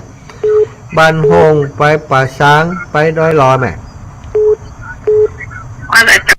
พดพ่อมาทางเสมอเนาะ เสมิงจะขี่รถไปเอาไก่ ก็จะหมดไกลแล้วลูกกับประจางไปมุ่งฝังก่อนนะใกล้เดี๋ยวท่านก่อน ก็เดี๋ยววันนี้นะเดี๋ยวจะไปหม่อนฤาษีจะเดินไปเสมิงหู ไม่น่ะเตรียมต้อนรับเนอะสาธุเจ้า ว่าเจ้าไว้สาเจ้าสาสุขภาพจ้าตั้งแต่หัวเปียกตีนเนอะ สาธุขอบคุณด้วยแม่ จันดงมาหอนเนี่ยไปได้เจ็บตีน เจ้าสาธุเจ้าแม่อุ้ยอินแม่สาบเสมิง1157เอาเหล็กเน็ตโลนี่157 เจ้าไหว้สาเจ้าว่ามา เวียงป่าเป้า เจ้าสาธุเจ้าทุดงทำมั่มเจ้านี่ เจ้าแม่ทุดงแหมมะจะเดินทางไปโดยลอยใครเดินพองอ่ะกูเตอขึ้นรถติ๊กๆอ่ะ อ๋อรักษาสุขภาพของน้ำแม่เนอะหนาวแล้วนะ เจ้าแม่สาธุเนอะ เจ้า บุญ แม่ รักษา เจ้าปอสมควรบอกมาว่าโทรมาหาเป็นผมพงเนอร์ไอ้ลูก จะสาธุเนอะขอบคุณแม่เนอะ เจ้า พรแม่ลา สาเจ้าท่าน อันนี้ดอกคำใต้ ไม่ใช่ดอกคำเหนือ ดอกคำไป ดอก เจ้า คำเหนือ เจ้า ดอกคำใต้พะเยาเนาะโอ้พี่น้องพะ เจ้า เยาฟังกันหลายก็ ทั้งหลายเจ้า สัญญาณชัดเจนกา ชัดเจนเจ้า โอ้ขอบคุณ ทางแล้วเพิ่งจะโทรประกันกันเนาะเพิ่งก็เลยตั้งกันนัก วันหลังอีแม่เก็บตังค์บุตรโทมตันเลยจะโทรมืออีเนอะเก็บตังค์เขาหันเนอะ แล้วน้องเพิ่นน่ะโทรเนอร์โทรเนอร์น่ะม่วนเนาะ เราม่วน ทั้ง นะ ก็ม่วน เออไล่เก็บ ได้ ตังค์ สา เขา ระ เลย ดี ไล่เก็บตังค์เขาจันจะโทรฮื้ออีน่ะเนอะ เอา สาธุขอบคุณแม่เจนจีลาจ้าแม่เจนจีลาอยู่ดอกคำใต้พุ่นน่ะสักครั้งแม่บ้านใหม่วางบนแม่เอ้ย เจ้าให้สาเจ้าท่านอาจารย์ โอ้ว่า เป็ ยั น งไง ผู้ดงเห็นว่าเนาะ ไปแหมแล้วออกว่าศาลาพระเจ้าแล้วก็เดินเนาะ เจ้าขอให้มีความสุขเจริญก้าวหน้านะเจ้า สาธุโยมแม่บุญรักษา เจ้าให้กำลังใจท่าน โอ้ดีแล้วส่งกำลังใจขึ้นไปอีแม่อยังไม่มีสุขเนอะ เจ้าไว้สาเจ้า สาธุเจ้าเอาสายต่อไปแม่สายทองโอ้อีแม่มาแล้วแม่สายทอง แต่ไว้สาเจ้ายังฟังอยู่เนอะ เอาฟังอยู่ ทำ เนาะ มาเดินมาจากอันนี้แล้วก็มามันห้องถ้าว่าจะไปนี่ เนอะถ้าไป บ้านดงพ่อเย็นบ้านป่าดำน้ำพ่อพาก็แท่งอย่างเงี้ยค่ะ หน้ากาก ก็จะพดอย่างก็วันแต่ผมมองอยู่ถนนใหญ่แล้วเจ้าใกล้ๆไปนะเจ้า โอ้ดีเจ้าถ้าไปไกลๆให้นี่แม่บอกจิมเนอะ เจ้าวัดจงปลาสวายนะ เจ้า เส้นใหญ่เจ้า สาธุขอบคุณเจ้าแม่ เจ้าเป็นกำลังใจเนอะเจ้า สาธุเจ้าอ้าวโยมแม่จันปางิ้ว เจ้าไว้สาเจ้า เจ้าอีแม่จันแม่เสาเป็นได้ห้องนี่ ได้รู้เขาว่าจะมา2-3 วันเนี่ยนะ ถ้าเปิ่นหู้ความแล้วบอกเนอะก็เติ้งหาเดี๋ยวอย่างไรจะไปหาเปิ่นถ้าเปิ่นมาบ้านแล้ว เจ้า เจ้า เดี๋ยวถ้ามาแล้วจะโทรบอกกัน เจ้าถ้าเขาเดินเสร็จแล้วก็จะ นอน ไป ท่านน่ะ เจ้าแม่ หนาวก็เจ้า ก็พอดีเนี่ยแม่อยู่ในเต้นอยู่ในอันกดนี่ก็สบายอยู่เจ้า เจ้าเนี่ยก็เปิดเฟซพอตะกี้ก็จะอุ่นอยู่ก็ว่าจะหนาวตาม ตุ่มผ้านี่แม่อุ่นอยู่นี่แม่จะเนื่อ เจ้าผมพาเลยผมพาละนานี่ เจ้าสาธุเจ้าแม่ หนาวนะเจ้า สาธุเจ้า เมื่อวันตัดเด็ดเมื่อคืนหนาวเห็น นั่นกะเนาะ เอายาไปตุยก่อน มีแม่มีเตรียมไว้เนี่ยเพราะว่าช่วงนี้อันเจ็บต้องกับปวดหัวมาด้วยกันนะถึงยาเจ็บต้องถึงยาปวดหัวเตรียมไว้เนี่ยเนาะ เจ้า เป็นปวดหัวไปเดี๋ยวมันเป็นนักเองไหมมันเตือบปวดหัวจนพวกหักอ่ะ ก็แม่ลูกตามาวันนี้ปวดเขาขาเนี่ยเดินกระดิกกับวันนี้ โอ้ยเจ้าสาธุอยู่ดีไม่ช่วยเลยแม่เนอะก็เจอหาเนอะ เจ้านั่นนะภาษาสุขภาพเนอะเดินทางปลอดภัยเจ้า แม่เจ้า เอาไว้สาเจ้า อันนี้ไผ่นี่ชื่อนางนามสกุลคำอ้ายนี่ ไอ้บ้าก็พอถาแต่เราไปทุกคนเนี่ย ไปพุ่นเหียแวะหาแม่สักคำ แม่สักคำ แวะเดี๋ยวก็จะหอมนั่นหอมนี่แฮมอ่ะ ก็จะหอมอยู่เนี่ย หอมมันน้ำไปอ่ะ ต้องไปเป็นยัง เก็บไว้ มัน เจ้า น้อย ของ นะ เก็บไว้ มันลอยกะ มันนักล่ำนะก้าหอมมันน่ะ เออ แล้วมีโอกาสจะแวะแม่พอดีวันนั้นเวลามันน้อยอย่าแม่จ๋าวันนั้นมาเกือบจำตันจะรายการแต่ว่ากันผ่านหน้าบ้าน โอ้แต่กีแต่กลับได้ป่ะ ไปกรีดอย่างใจอยู่ในบ้านบนละตัวมันได้ติดรถไป เออแม่ก็เธอแม่หมดอย่ามาถ้าแม่จะมาหาแม่ยังไม่ค่อย เนี่ยมันโทรหา วันนั้นอยู่วันนั้นอยู่โดยงูนะแม่จะโทรนะโทรซับไม่ได้อยู่ไม่หล่นเข้าหล่นออกหล่นเข้าหล่นออกจะมาหมดเวลา โอ้เนี่ยมันโทรหา แม่ก็โทรอันซับอยู่ติดแจงอยู่ ตกแจงยังเนี่ย เจ้าเอ็มแม่เอ้า สิมุมยังเนี่ย เจ้าเอ้าป่านนั้นแม่จันเลื้อนใส่ก็ได้แม่จ๋า แล้วบอกได้หอมมาหอมเดี๋ยวโทรมาบอกเอาเตรียมเดี๋ยวนี้มันได้กะ ได้กะแม่จะหอมไหน หอมเตียววัด2-3นั่นน่ะวัดอัน ประกั ท่าน นอาจารย์มะยง เจ้า 2 เจ้า ครับแล้วตีอัน บอลฤาษี มอลฤาษี 2 เต่าเดียวกัน โอเคตามนี้นะ ดาว เดี๋ยวจะไปเก็บตังค์อีแม่นะตู้แม่เจริญปอนแม่ย่า เจ้าไหวสาเจ้าไปเนี่ยเอาเครื่องส่งไปตัวให้ทุกคนดูเห็นเลยจ้ะ บอแม่ใจอันไล่สดแล้วก็เจเจเขาก็สัญญาณให้แม่เจเจก็ตั้งงาน Facebook ได้แม่ อ๋อง่ายดีเนาะ ประเดี๋ยวนี้ยังแขวนหน่อยเจเจว่าวันนี้จะจัดรายการยังได้อีกว่าแม่ หาว่าตู้จะไล่สดเนื้อเจเจก็เนื้อครับอีกว่าเรียบร้อยนะ ได้แต่ มันพอมันติดตามถึงวันเนี่ยแม่เจเจนะมันจะพอไล่สดมาถึงวันน่ะ มันก่อนเด็กเท่าจ้ะ มันก่อนนิดนะมันหอมหากินมันน่ะ มันเข้าใจตั้งนี้เลยจ้ะ จ้าเดี๋ยววันที่11เจ้าป้ากันเขาจะไปถึงขั้นประมาณ9 โมงอีแม่เด้อ เจ้ามันกี่ร้อยกิโลกี่พันกิโลเนี่ย บ่มป้อนักนะแม่ป้อไก่ละจะเดินเอวไปเลยอ่ะก่อยเดินไปแม่พ่อ10 กว่าวันนี่ถึงอยู่แล้ว อ๋อก็ดีก็ออกกำลังตัวไปมันแบบว่าสบายกันหนาว ต่างได้ได้จ่าพบป้ากาแฟนครับของครูบาอาจารย์เพิ่นตัวแม่วันนี้ป้า2-3 คนแล้วแม่กาหนตั้งนะแม่แก้วติโทรมาตะกี้ก็ป้าหนตังนะแต่เจ้าเปิ่นมาขายอันเป้าขายของอยู่ไปขอกินเป้าเปิ่น ไปตั้งใดเปิ่นก็อีกขึ้น เปิ่นแต่ก็จะได้นี่กันเนาะ จ้าปกติห้องนั่นตัวเอง จ่ายก็จะได้ส่งไปให้ครูบาอาจารย์เปิ่น เดินทางปลอดภัยเนอะ สาธุแม่อยู่ดีมีสุขนะเจ้า จ้าเหมือนกันไว้สาเจ้า สาธุเจ้าเอ้าแม่สุแก้วคำอ้วนเอาเป็นสายสุดท้ายบอกแม่สุแก้วก็เดียวจะได้พักเบรกสักกรรมจะเตินปอนแม่สุแก้ว โอ้ท่านเอียงโมไว้แต่โวยบ่ายเนี่ย โวยกานี่ ก็เพียงแม่หันโอ้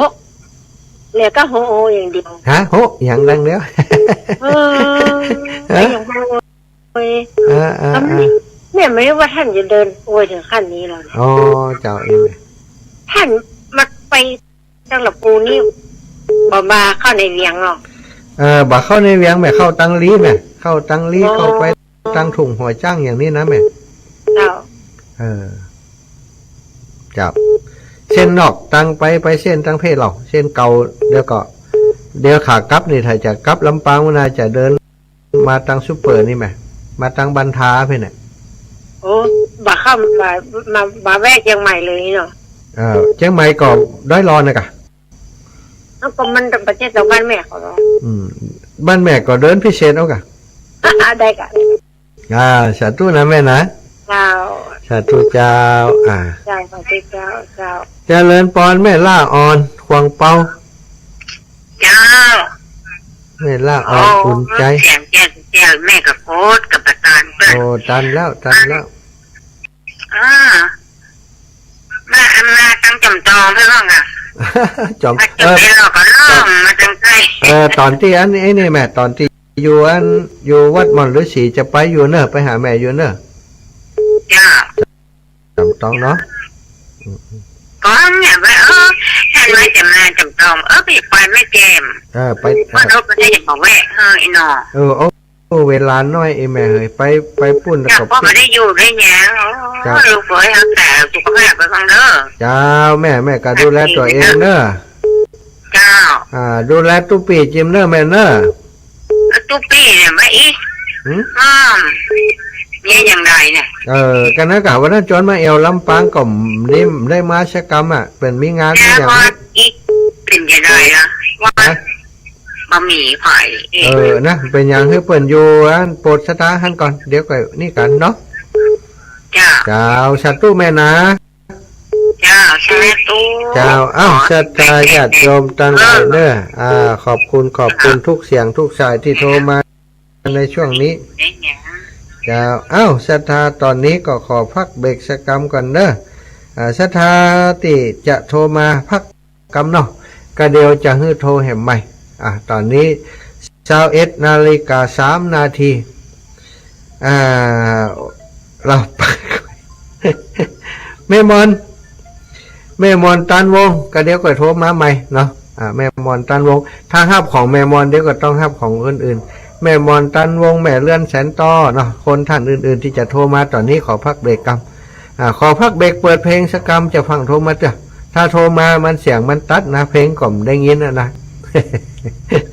ฟังโทรมาเถอะเนอะตู้อาตมาใจโทรศัพท์ที่แม่โทรเข้านะเปิดเพลงนะตอนนี้ขอโอกาสจะฟังโทรมาเถอะถ้าไผ่โทรมาเพลงมันจะดับไปไหนนะเนาะก็ฟังโทรมาเถอะเนอะขอโอกาสขอเวลาแป๊บหนึ่งสักเดี๋ยว21:40 นาทีจะเปิดจ่ายแห่งกำหนึ่งฮือศรัทธาได้โทรมาเนอะ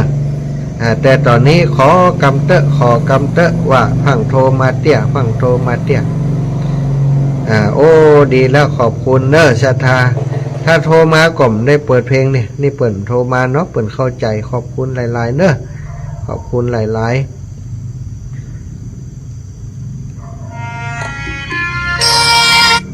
โอ้ไปไหนเห็นแล้วแต่กำเดียวกัน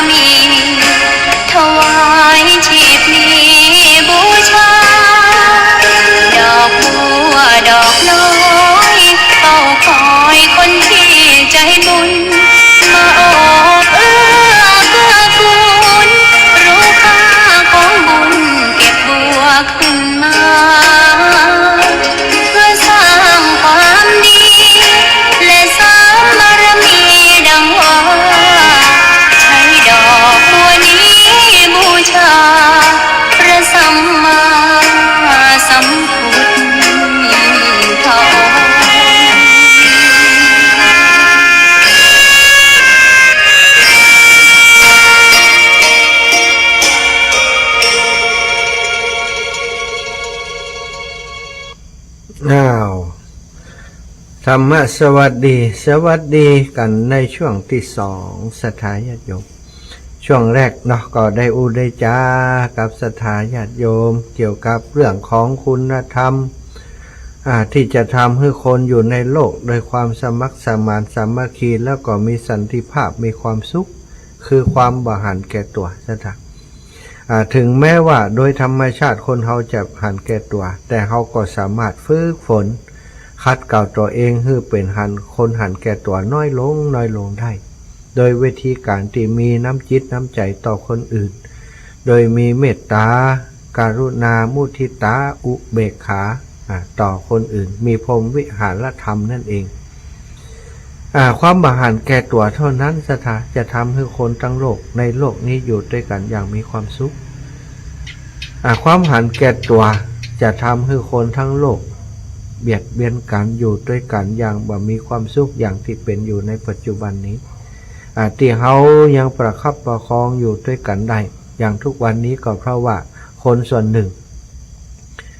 เปิ่นบ่หันแก่ตัวเปิ่นช่วยเหลือสังคมช่วยเหลือส่วนรวมมีทำประโยชน์เพื่อส่วนรวมเพื่อสังคมนักขึ้นอย่างในหลวงรัชกาลที่9เนาะสถานที่เขายังจำกันได้พระองค์สละความสุขส่วนพระองค์ไปช่วยราษฎรทั่วทุกที่ทุกแห่งโดยความบ่หันแก่ตัวของพระองค์สร้างสิ่งต่างๆมากมายบ่เคยเสวยสุขอยู่บนกองเงินกองทองตามฐานะของกษัตริย์เลยเป็นแบบอย่างเป็นต้นแบบของความบ่หันแก่ตัวคนบ่หันแก่ตัวเนี่ยหันปัญหาของคนอื่นจะโดดเข้าไปช่วยนะแต่คนหันแก่ตัวนี่บ่เคยคิดจะช่วยไผถ้าบ่ได้ประโยชน์จากสิ่งที่ทำก็ไม่ช่วยไผถ้าตราบใดที่มีประโยชน์ที่ตัวเองจะได้ก็ไม่ทำอย่างเพื่อไผสักคนคนหันแก่ตัวกับคนบ่หันแก่ตัวถ้าให้ศรัทธาเลือกศรัทธาจะเลือกอยู่กับไผจะเลือกคนคบคนแบบไหนเนาะถ้าเขาอยากจะคบคนที่บ่หันแก่ตัวคนบ่หันแก่ตัวจะคบเขาได้ก็เพราะเขาบ่หันแก่ตัวเพิ่นเรียกว่าถ้ามีธาตุมีธรรมเหมือนกันคนบ่หันแก่ตัวถ้าคบกันก็มีความสุขศรัทธาแต่ถ้าคนบ่หันแก่ตัวมาปะใส่คนหันแก่ตัวมันก็คบกันได้บ่เหมือนอย่างเปิ่นมาช่วยเฮาเปิ่นอินดูสงสารเฮาเวลาเปิ่นช่วยเฮาแล้วเฮาเป็นคนหันแก่ตัวบ่เคยไปช่วยเปิ่นเลยเปิ่นช่วยเฮาฝ่ายเดียวอันน่ะหนักสถานลองคิดพองานเล็กงานใหญ่งานอย่างใดก็ตามเด้อเปิ่นมาช่วยเฮาถ้าถึงเวลาที่เปิ่นลำบากเฮาบ่ไปช่วยเปิ่นเลยสถานญาติโยมใครจะมาช่วยเฮาเนาะอย่างในอดีตสมัยใหม่ก่อนในสมัยพุทธกาลเนี่ยมีเรื่องเล่าว่ามีเศรษฐีคนหนึ่งประกอบธุรกิจการค้าอยู่ในบ้านเมืองของตัวเก่าปรากฏว่าบ้านเมืองแห่งนั้นเกิดโรคระบาดเกิดทุพพิฆภัยแล้วก็ธุรกิจของเขาก็ล้มลงก็คือประสบปัญหาบ่สามารถจะประกอบธุรกิจได้เจ๊งอิตนะบ้านเฮาก็ว่าลงทุนขาดทุนถึงกับเจ๊งไปเลยพอเจ๊งบ่มีอะไรยังเหลือแล้วค่าทาสบริวารก็หนีไปหมดเพราะตัวเองหมดตัวมีอย่างเหลือก็พูดขึ้นมาได้ว่าเฮามีเพื่อนอยู่คนหนึ่งอยู่ต่างบ้านต่างเมืองเคยไปมาหาสู่กันเคยไปค้าขายขึ้นล่องต่องเตียวไปมาหากันตลอดก็เลยได้ไปหาเพื่อนคนนั้นไปขอความช่วยเหลือเพื่อนที่เป็นเศรษฐีอยู่แห่งเมืองนั้นพอทราบข่าวว่ามีเพื่อนมาหาก็บอกคนใจคนใกล้ชิดเนี่ยไปจัดห้องฮับจังต่างๆขอต้อนรับแล้วก็ออกไปรับเพื่อนซึ่งเป็นเศรษฐีตกยากกับภรรยาเข้ามาอยู่ในบ้านพอมาถึงแล้วก็บอกให้คนใจตั้งหลายคอยปนนิบัติปัดหวีท่านเศรษฐีซึ่งตกอับอยากจนเนี่ยมีอย่างแล้วสตาเข้ามาอยู่ในบ้านเหมือนกับเศรษฐีคนนั้นยังเป็นเศรษฐีอยู่เหมือนเดิมอาบน้ำอาบถ่าเปื้อนองค์ทรงเครื่องใส่เสื้อผ้าที่สวยงามเหมาะกับตำแหน่งเศรษฐีแล้วก็มานั่งกินข้าวตุ้ยจัดกับข้าวกับปลาต้อนรับเปื่อน เหมือนกับตีก่อนเคยทำอย่างใดก็ทำอย่างนั้นตอนรับเปื่อนอย่างเหมือนเดิมเปื่อนบอกบักกล้าจะบักกล้าจะให้ท่านต้อนรับขนาดนี้ท่านเศรษฐีบอกว่าความเป็นเปื่อนนั้นถึงท่านจะอยู่ในตำแหน่งฐานะใดก็ตามถือว่าเท่ากันวัดบัดนี้ท่านมาอยู่บ้านของเฮาแล้วก็ถือว่าบ้านของเฮานี่เป็นบ้านท่านพักผ่อนให้สบายเลยแล้วทรัพย์สมบัติของเฮาเนี่ยกึ่งหนึ่งเนี่ยเฮาจะมอบต่อใหม่ผู้เศรษฐีผู้ตกอับกำภรรยาก็ดีใจสถาพักผ่อนอยู่กับเศรษฐีท่านนั้นอย่างมีความสุขเป็นเวลา6-7 วันก่อนนึกขึ้นมาว่าจะลองใจเปื่อนเขาจะฮื้อทรัพย์แก่เฮาแท้กำแท้ก็บอกว่าเฮาจะกลับแล้วเนื้อเปื่อนเฮาอยู่มาหลายวันแล้วเศรษฐีผู้เป็นเปื่อนเศรษฐีผู้ใจดีนี่ก็บอกโอ้เปื่อนจะกลับแล้วกาอยู่ต่อแหมมันได้กาอยู่นี่ท่านได้รับความลำบากอย่างกาโอ้บ่ใจอย่างอันเปื่อนบ่เดียวนี้เขาก็กึดถึงบ้านถึงจองกึดถึงธุรกิจตั้งพุ่นอยากจะไปฟื้นฟูตอนนี้ถ้าได้ทุนไปชักก้อนหนึ่งก็จะไปฟื้นฟูธุรกิจเสียใหม่เศรษฐีผู้เป็นเปื่อนผู้ใจดีนั้นเศรษฐีก็บอกให้คนใจตั้งหลายเอาทรัพย์สินเงินคำมาแบ่งเป็น2 ส่วนหนึ่งยกคือเปื่อนไปแม้กระทั่งค่าทาสบริวารก็แบ่งเป็น2 ส่วนโมสถาของตัวเก่ามีส่วนหนึ่งแล้วก็แบ่งให้เปื่อนเศรษฐีตกอยากไปแหมส่วนหนึ่งทรัพย์สินที่ตัวเองแบ่งไปก็หมดไปกึ่งหนึ่งเศรษฐีผู้ตกอับนั้นก็เอาทรัพย์สมบัติอย่างต่างๆวัวควายจ้างมาเดินทางกลับไปบ้านเมืองตัวเก่าไปเริ่มต้นประกอบธุรกิจใหม่ก็ปรากฏว่าธุรกิจก็เจริญก้าวหน้าขึ้นมาตามลำดับเจริญขึ้นมาเรื่อยๆเจริญขึ้นมาเรื่อยๆจนกลับมาเป็นเศรษฐีที่มั่งมูลตุ่นเต้ามีทรัพย์สินสลิงคางมากมายอีกครั้งหนึ่งในบ้านเมืองนั้นเมื่อเขาร่ำรวยแล้วเขาก็บ่ได้นึกถึงเปื่อนเศรษฐีที่เคยช่วยเหลือเขาเลยบ่ได้ไปแวะไปแอวบ่ได้ไปบ่ได้คืนเงินคืนทองอย่างฮื้อสักอย่างที่ตัวได้มานั้นบ่ได้สนใจเลยว่าเปิ้นฮื้อตัวมาก็ประจวบกับว่าที่บ้านเมืองของเศรษฐีผู้ใจบุญใจดีนั้นสถาเกิดเข้าอยากหมักแพงทุกพิกกับภัยเกิดความลำบากอยากจนขึ้นมาการธุรกิจขาดกำทุนหายกำไรหดไปติ๊กๆไปติ๊กๆจนสุดท้ายทรัพย์สินที่มีอยู่ที่บริหารอยู่ก็สูญสิ้นไปกลายเป็นเศรษฐีอนาถาสลับกันกับนี่จากคนรวยกลายเป็นคนทุกข์เพราะเหตุของการที่บ้านเมืองเกิดทุกข์พิกภัยและโรคระบาดซะทั้งเศรษฐีท่านนี้ก็คิดว่าเฮาตอนที่เปื่อนเฮาเนี่ยลำบากเขาเคยมาเปิ่งเฮาบัดเดียวนี้เฮาจะไปเปิ่งเขาจะได้ก็จ้านะก็คิดในใจก็ทดลองว่าก็ลองไปพอเขาก็คงจะเหมือนเฮาเนี่ยเปื่อนเฮาก็เป็นคนดีลูกถ้าเฮาไปเขาอาจจะต้อนรับขับสู่ดูแลเฮาอย่างดีเศรษฐีก็พาภรรยาเดินทางไปเดินทางจากเมืองของตัวเก่าไปบ่มีทรัพย์สินอย่างติดตัวเดินทางตากตำมาหลายวันก่อนนิดเหนื่อยละไปพักอยู่ที่ศาลาแห่งหนึ่งพอตัวเก่าและภรรยามอมแม้มหมดสถาหน้าตาฉีดเชียวบ่มีความเป็นเศรษฐีอยู่เลยเพราะว่าอาหารที่ใจในการเดินทางหมดไปกินข้าวก็บ่อิ่ม เดินทางเหน็ดเหนื่อยหน้าตาผิวพรรณหม่นหมองซีดนี่เชียวไปหมดเสื้อผ้าที่นำทิศตัวไปก็เปื้อนบ่ลุงชุ่งชิงเหมือนกับมาได้เป็นเศรษฐีมาก่อนนะก็มาดูตัวเก่าแล้วเขาบอกควรจะไปหาเปื่อนจ้ะควรจะพักอยู่ที่นี่ก่อนก็ได้พักอยู่ที่ศาลาแห่งนั้นจากนั้นได้เวลาพอว่าอันได้กินข้าวกินอย่างมาก็ทำให้หน้าตาสดชื่นแช่มชื่นขึ้นมาอาบน้ำอาบท่าแล้วซักผ้าซักขวาเรียบร้อยก็ได้บอกภรรยาว่าตอนนี้เขาเป็นคนยากจนน้องบัดต้องไปโดยปีอยู่แต่เนอะน้องอยู่ที่ศาลานี่ก่อนและตัวของปีนี่จะจะไปหาเศรษฐีผู้เปื่อนเอง อาจจะลองไปขอความช่วยเหลือเพราะว่าเขาจะมีจิตใจอย่างไรศรัทธาญาติโยมเศรษฐีท่านนี้ก็เดินทางไปหาเปื่อนโดยความหวังว่าเปื่อนก็ได้เดินทางไปเศรษฐีผู้เป็นคนยากจนเมื่อไปถึงบ้านเศรษฐีผู้เป็นเปื่อนนั้นก็ได้ไปบอกคนใจที่อยู่หน้าประตูเฝ้าประตูบ้านว่าตอนนี้เขาเป็นเศรษฐีมาจากต่างเมืองที่ตกอับอยากจนมาขอความช่วยเหลือจากเปื่อนให้ท่านไปแจ้งกับเปื่อนของเฮาจิมว่าเฮาได้มาอยู่ที่หน้าบ้านจะมาเข้าพบเขาพอเศรษฐีผู้เป็นเปื่อนที่กลับมาหลับรวยใหม่นั้นเศรษฐีใจดีกับเศรษฐีใจร้ายก็แล้วกันเนาะเศรษฐีใจร้ายนั้นเศรษฐีหันแก่ตัวนั้นได้ยินแบบเปื่อนมาหา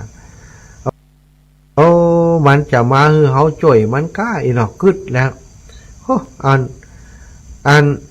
สมบัติที่เขาฮือมานั้นเขาเอาไปลงทุนเกิดกำไรแล้วเขาบอกคืนฮือเขาแล้วเขาอยากจนเขามาขอยังไปถามละคนใจก็ไปถามนะไปถามเศรษฐีก็บอกเขามาขอความช่วยเหลือแล้วแต่ท่านเศรษฐีจะช่วยได้เถอะเศรษฐีก็บอกคือคนใจเอาเข้ามาสี่ท่านนานใช่ไหมสี่ท่านนานเพื่อจะให้เศรษฐีนั้นเอาไปกินพอดีว่าคนใจติเกยท่านเศรษฐีแบ่งให้มาเป็นคนใจติดตามเศรษฐีผู้ใจร้ายนี่มาตอนติไปขอความช่วยเหลือนั้นได้มาพบท่านเศรษฐีอยู่ที่หน้าบ้านแล้วก็หันท่านเศรษฐีอันผู้ใจร้ายนั้นบอกคือคนใจเอาเข้ามาให้เศรษฐีแค่สี่เท่านั้นก็คงจะหมกป้อกินแค่นั้นก็หันเหลือหมดหมู่คนใจหมู่นั้นพอได้ฟังแล้วก็ไปอู้กันว่าบัดเดียวนี้เศรษฐีเจ้านายของเขาแต่ก่อนเนี้ยที่มอบเฮามาจ่วยงานท่านเศรษฐีเนี่ยเป็นคนอยากจนมาขอความช่วยเหลือแล้วก็เศรษฐีลูกปีของเขาคนใหม่เนี่ยบันสำนึกถึงบุญคุณของเขาคือเข้าไปแค่ชีลิตคือเข้าไปแค่เนี้ยหมู่เฮาลองกึดพอละที่เศรษฐีคนนี้ได้ร่ำรวยมาเพราะว่าเจ้านายเก่าของเฮาคือความช่วยเหลือว่าเดียวนี้เพิ่นตกทุกข์ได้ยากตกได้รับความลำบากมาขอความช่วยเหลือเศรษฐีท่านนี้กับว่ามีน้ำใจเมตตาต่อเจ้านายเก่าของเฮาเลยหมู่เฮาจะไปอยู่กับมันเฮาจะปากันหนีวันนี้วะหมู่คนใจทั้งหลายก็ปากันออกจากบ้านแต่ออกจากบ้านท่านเศรษฐีไปแล้วแทนที่จะกลับไปบ้านไปอยู่ที่อื่นเนาะก็ปากันไปฟ้องพระราชาในเมืองนั้นเล่าความต่างๆให้พระราชาในเมืองนั้นฟังพระราชาในเมืองนั้นพอทราบเรื่องราวต่างๆก็ห้องเศรษฐีใจร้ายไปไปถามว่าเป็นความจริงกันเศรษฐีใจร้ายก็ยอมรับความจริงโดยดีสถาว่าเป็นอย่างอันจริงพระราชาก็เลยกลิ้วโหดเศรษฐีท่านนี้ว่าเธอทำไมเป็นคนอย่างอีกทั้งที่เขามีบุญคุณต่อเธอทำไมถึงตอบแทนบุญคุณเขาทำไมเป็นคนเจ็บใจร้ายใจดำเหลือเกินพระราชาก็เลยปลดเศรษฐีคนนี้นะใครจะปลดเศรษฐีคนนี้บ่าฮื้อได้เป็นเศรษฐีแล้วก็ลิบทรัพย์สมบัติของเศรษฐีคนนี้คืนให้กับเศรษฐีผู้ใจบุญนั่นหมดคืนให้เศรษฐีผู้ใจบุญนั่นหมดบอกว่าที่เศรษฐีคนนี้กลับมาเป็นเศรษฐีใหม่แห่มได้นั้นก็เพราะทรัพย์สินของเธอบัดเดี๋ยวนี้เขาเป็นคนที่ใจร้ายเป็นคนที่บ่มีคุณธรรมเขาปลดออกจากตำแหน่งเศรษฐีเอาทรัพย์สินเหล่านี้ให้กับเธอแต่เศรษฐีผู้ใจบุญแทนที่จะหับทรัพย์ทั้งหมดนั้นบอกว่าเก้ากับผมบ่เอาทรัพย์ทั้งหมดนี้ขอเอาส่วนที่เคยให้เขาเท่านั้นและส่วนทรัพย์ที่มีอยู่ทั้งหมดของเศรษฐีท่านนี้เนี่ยก็ขอให้คืนกับเขาไปพระราชาก็เลยทำตามความประสงค์ของเศรษฐีท่านนี้แต่ว่าทรัพย์สินส่วนของเศรษฐีใจร้ายนั้นพระราชาได้ยึดเข้าคลังแล้วก็ปล่อยให้เศรษฐีใจร้ายกลายเป็นคนอนาถาไปในที่สุดเนี่ยสถานอย่างเดียวคนหันแก่ตัวนั้นสุดท้ายเนี่ยจะมีอย่างเหลือ แต่ถ้าคนบ่หันแก่ตัวนี่ถึงแม้ว่าวันหนึ่งตัวเองจะตกทุกข์ได้ยากแต่เมื่อกรรมวิบากมันผ่านพ้นไปความดีที่เขามีอยู่ในตัวความที่เป็นคนใจดีความที่เป็นคนใจกว้างความที่เป็นคนมีน้ำใจความที่เป็นคนบ่หันแก่ตัวคนอื่นเทวดาได้หันแล้วก็จะมาช่วยเหลือเขาในที่สุดเนาะคนหันแก่ตัวในศาสนานี้เป็นบอกว่าคือคนสกปรกคนหันแก่ตัวชอบจะทำสิ่งอกุศลกรรมได้บัญญัติซะทางคนหันแก่ตัวมักจะเอารัดเอาเปรียบมักจะข่มเหงคะเนงร้ายคนอื่นชกฉวยผลประโยชน์ของคนอื่นทำลายมิตรภาพของคนอื่นคนหันแก่ตัวคือคนสกปรกบรรณาคบใครไปคบคนแข่นแก่ตัวคนนั้นก็จะสกปรกไปด้วยคนหันแก่ตัวถือว่าเป็นคนพาลเป็นคนมืดบอดศรัทธาอีป่ออีแม่ตั้งหลายคนในโลกปัจจุบันนี้ถ้าคนไหนหันแก่ตัวเขาก็จะหันว่าโอ้จะบ่มีใครพบใครหาจะบ่มีคนที่มีความจริงใจกับเขาคนบ่หันแก่ตัวถึงแม้ว่าจะเป็นคนยากคนจนก็เป็นคนที่น่าฮักเป็นคนที่น่าคบหาอาตมานี่โชคดีบวชในครั้งนี้บวชในศาสนานี้ได้มาอยู่ใกล้ชิดรับใช้ครูบาอาจารย์ที่เปิ้นบ่หันแก่ตัวเปิ้นหันประโยชน์ของส่วนรวมได้ทำหน้าที่เผยแผ่พระธรรมคำสอนจัดรายการตั้งวิทยุกันทุกวันนี้บ่มีไผได้เงินเดือนเงินดาวสักคนจะมีก็แต่ศรัทธาญาติโยมได้อุปถัมภ์ค้ำชูดูแลครูบาอาจารย์ถวายค่าน้ำค่าไฟถวายปัจจัยสนับสนุนเปิ่นสร้างนั้นทำนี้ศรัทธาญาติโยมก็ช่วยเหลือเกื้อกูลสนับสนุนครูบาอาจารย์อาตมาภาพเองได้หันครูบาอาจารย์มีปฏิปทาแบบนี้อาตมาก็อยากจะช่วยอาตมาก็อยากจะเสียสละเหมือนครับครูบาอาจารย์ตั้งหลายที่เปิ่นทำอยู่เนาะก็เลยช่วงนี้ก็เลยได้เดินธุดงค์ธรรมยาตราเพื่อจะหาทุนไปสนับสนุนครูบาอาจารย์ที่เปิ่นมีกิจกรรมจะมีกิจกรรมเนาะในวันที่11ที่วัดปากตางเจริญแล้ววันที่12ถึง22ที่วัดม่อนฤาษีสถานดังที่อาตมาได้เกริ่นแต่เบื้องต้นว่าที่วัดปากตางเจริญเนี้ยตอนนี้ทางครูบาอาจารย์เนาะได้ตั้งแต่วันที่10ปลายวันที่10ปลายตัวได้จำได้เนาะวันที่เดี๋ยวนะวันที่9หลังจากกฐินแล้วเนาะหลังจากกฐินวัดปากตางเจริญแล้ววันที่10ตั้งศาลาท่านอาจารย์ก็ได้ปัจจัยจากกฐินแล้วก็ยืมปัจจัยจากกฐินคือถือว่ายืมเนาะเอามาใช้ในการสร้างห้องน้ำแต่จริงๆแล้วก็มีวัตถุประสงค์ว่าบริวารกฐินคือปัจจัยที่ได้จากกฐินนั้นอาจารย์จะเอามาสร้างห้องน้ำแต่มันก็มีส่วนอื่นๆที่จะต้องใช้อยู่เนาะอาจารย์เปิ้นก็เลยประกาศไปทาง Facebook บอกบุญกับศรัทธาญาติโยมที่อยากจะสนับสนุนการสร้างห้องน้ำที่วัดปากตางเจริญการสร้างห้องน้ำซึ่งเป็นเสนาสนะส่วนสำคัญที่จำเป็นจะต้องมีแล้วก็มีประโยชน์ใช้สอยสูงบ้านเฮาเรียกว่าสุขาแปลว่าที่ไปเข้าไปแล้วมีความสุขเป็นแหล่งที่ปลดทุกข์คือคนทั้งหลาย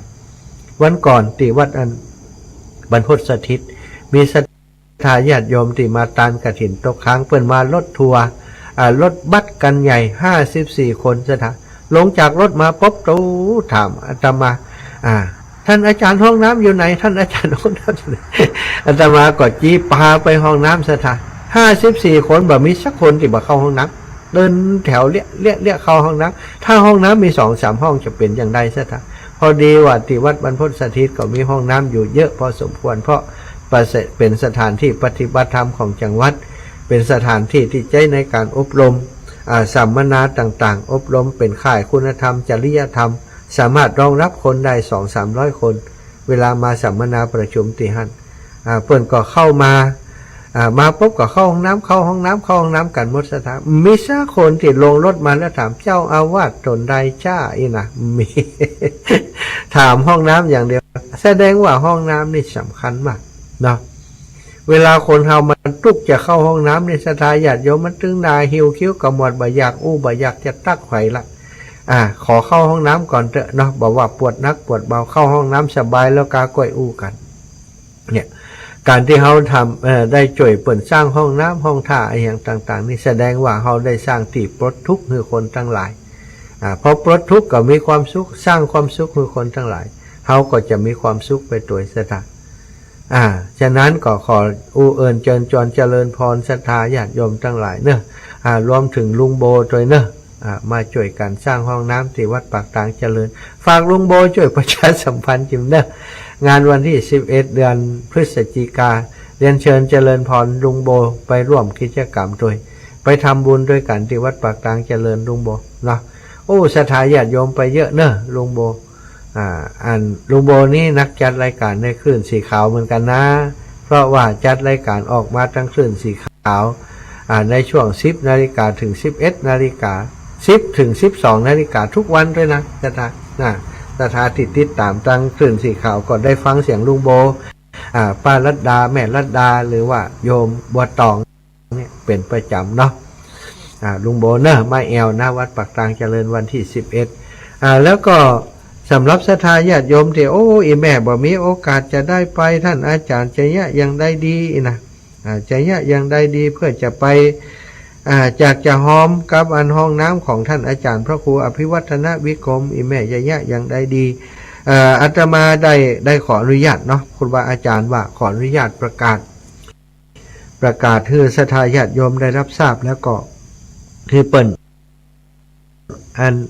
ถ้าเปิ่นอยากสนับสนุนคือเปิ่นได้สอบถามท่านอาจารย์แล้วก็โอนปัจจัยมาที่วัดปากตางเจริญตามหมายเลขบัญชีที่ท่านอาจารย์ประกาศในเฟซบุ๊กซึ่งเป็นสาธารณะเนาะก็ขออนุญาตท่านอาจารย์แจ้งให้ศรัทธาญาติโยมได้รับทราบเนาะอย่างวันนี้ท่านอาจารย์ได้แจ้งว่าการดำเนินการสร้างห้องน้ำวัดปากตางเจริญวันที่28 พฤศจิกายน 2566ก่อเสร็จแล้วเริ่มฉาบฝาผนังเตรียมปูกระเบื้องพื้นต่อไปขอเชิญร่วมทำบุญสร้างห้องน้ำชดเชยของเดิมที่ชำรุดและเพิ่มเติมของใหม่คือมีใจมากขึ้นเพียงพอกับกิจกรรมของวัดและบริการให้ญาติโยมทั้งหลายจำนวน10 ห้องละ 25,000 บาทหรือตามเจตนาศรัทธาจะร่วมบุญได้ที่ธนาคารกรุงไทยสาขาสันป่าตองเลขที่บัญชี524-060-2875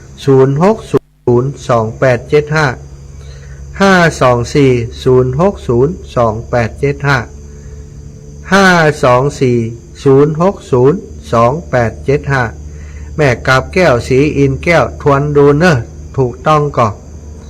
524-060-2875นะ524-060-2875ชื่อบัญชีว่าวัดปากทางเจริญนะ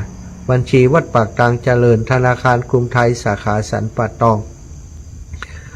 แล้วก็เรียนเชิญศรัทธาร่วมบุญถวายห้องน้ำในวันที่11 ธันวาคม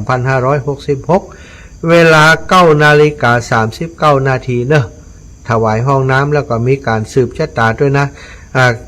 9:39 นาทีสืบชะตาเสร็จก็จะถวายห้องน้ำในวันที่11ถ้าสนใจหรือว่าอันบัตรตันบัตรตัวบัตรตันอย่างไรหรือว่าอยากจะสอบถามท่านอาจารย์พระครูโดยตรง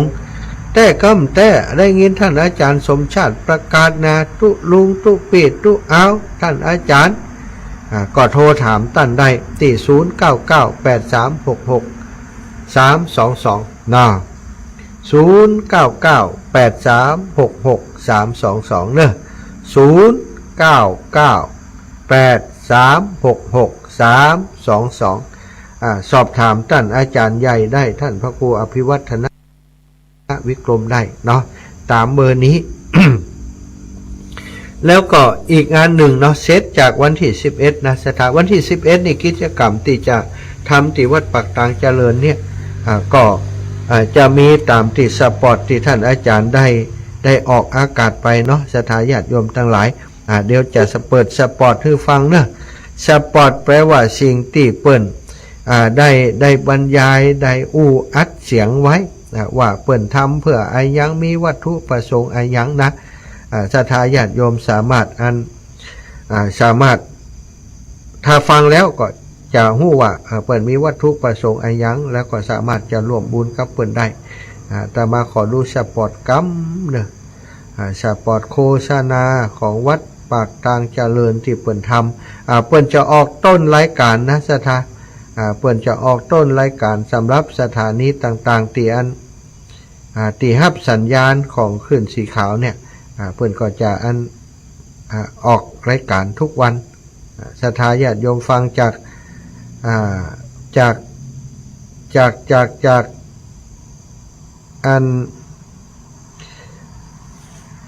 ตอนต้นรายการของแต่ละสถานีเพิ่นก็จะออกอากาศเนาะฟังสปอต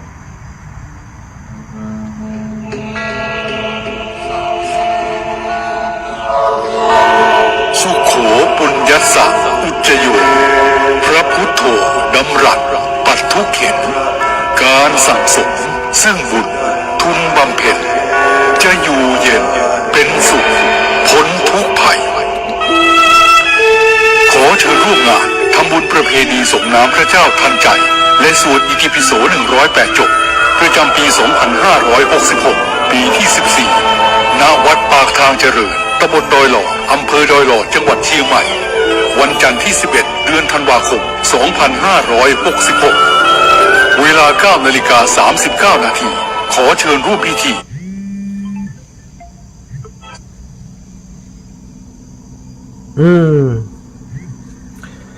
ไผ่พังโทรมาเตอะกะเปิดสปอร์ตอยู่พังโทรมาเตอะและส่งน้ำพระเจ้าทันใจร่วมถวายทานห้องน้ำทันใจจำนวน10 ห้องณ วัดปากทางเจริญพระสงฆ์29 รูปเวลา 11 นาฬิกาถวายภัตตาหารเพลพระสงฆ์เวลา 12 นาฬิกาเชิญผู้มาร่วมงานรับประทานอาหารแบบโรงทานเป็นเสร็จพิธีต่อจากนั้นไปเวลา 18:39 นาที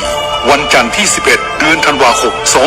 2566 ขอเชิญร่วมพิธีสวดอิติปิโส108 จบพระสงฆ์300 กว่ารูปประกอบพิธีจุดเทียนชัยมงคล108 เล่มรอบเจดีย์ปล่อยโคมไฟจำนวน108 ดวงณ วัดปากทางเจริญตำบลดอยหล่ออำเภอดอยหล่อจังหวัดเชียงใหม่เริ่มเวลา 18:39 นาทีเป็นต้นไปเสบียงบุญในชาตินี้มีหลายอย่างเตรียมเดินทางข้างหน้าต้องหาก่อนยิ่งเดินทางหลายข้ามต้องหาก่อนเครื่องกินนอนมากมายสะพายเต็มเสบียงบุญชาติหน้า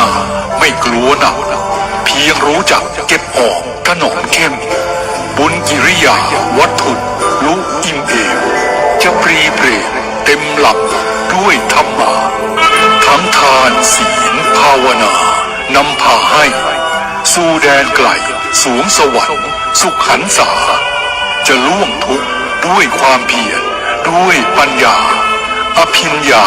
พาพ้นว่ายวนเวียนใครเสบียงบุญมีมากยามอดหมอยกุศลช่วยส่งเสริมเพิ่มเสถียร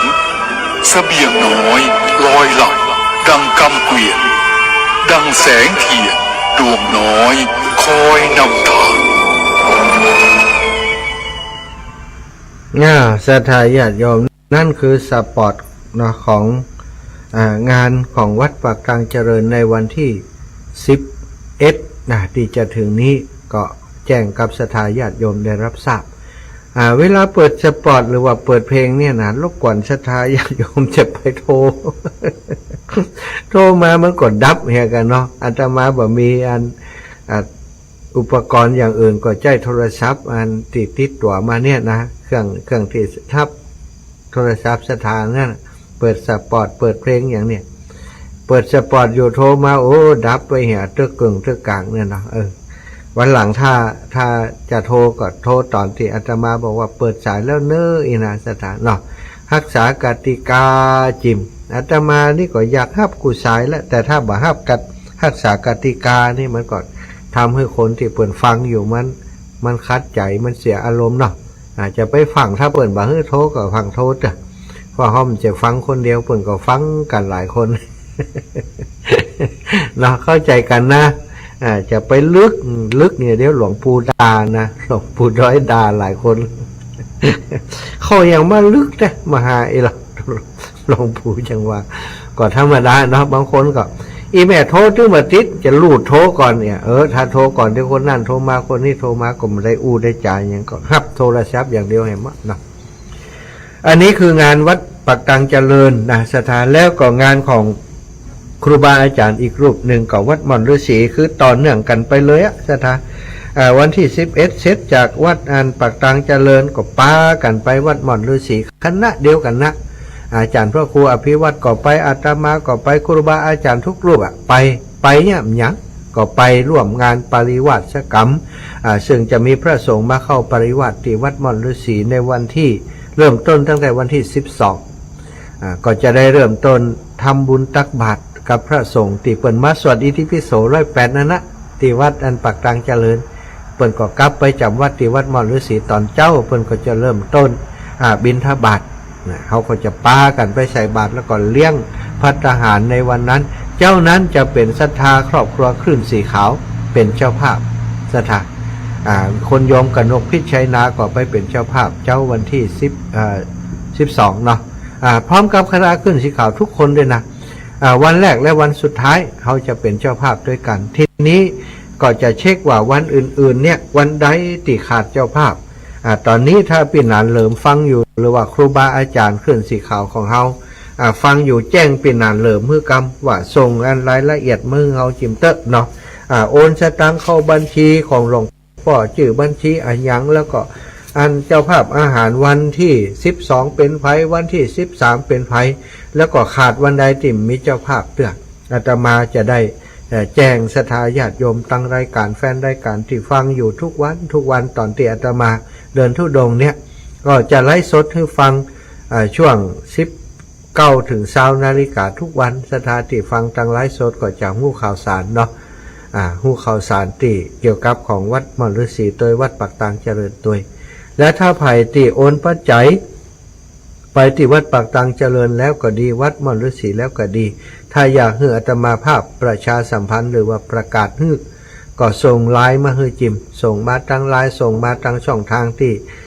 อาตมาจัดรายการหรือว่าโทรเข้ารายการท่านอาจารย์อีแม่โอนไปให้ท่านพระครูแล้วเนอะประกาศอย่างอีกก็ได้เนอะแล้วก็ศรัทธาที่สามารถจะโอนได้นะมีวิธีการอย่างอื่นแล้วก็อนุโมทนากับพอละเนาะ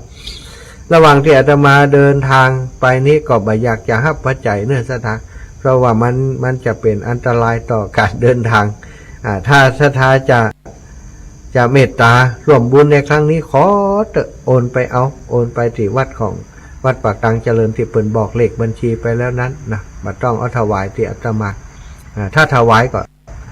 ก็ขอให้จัดการโอน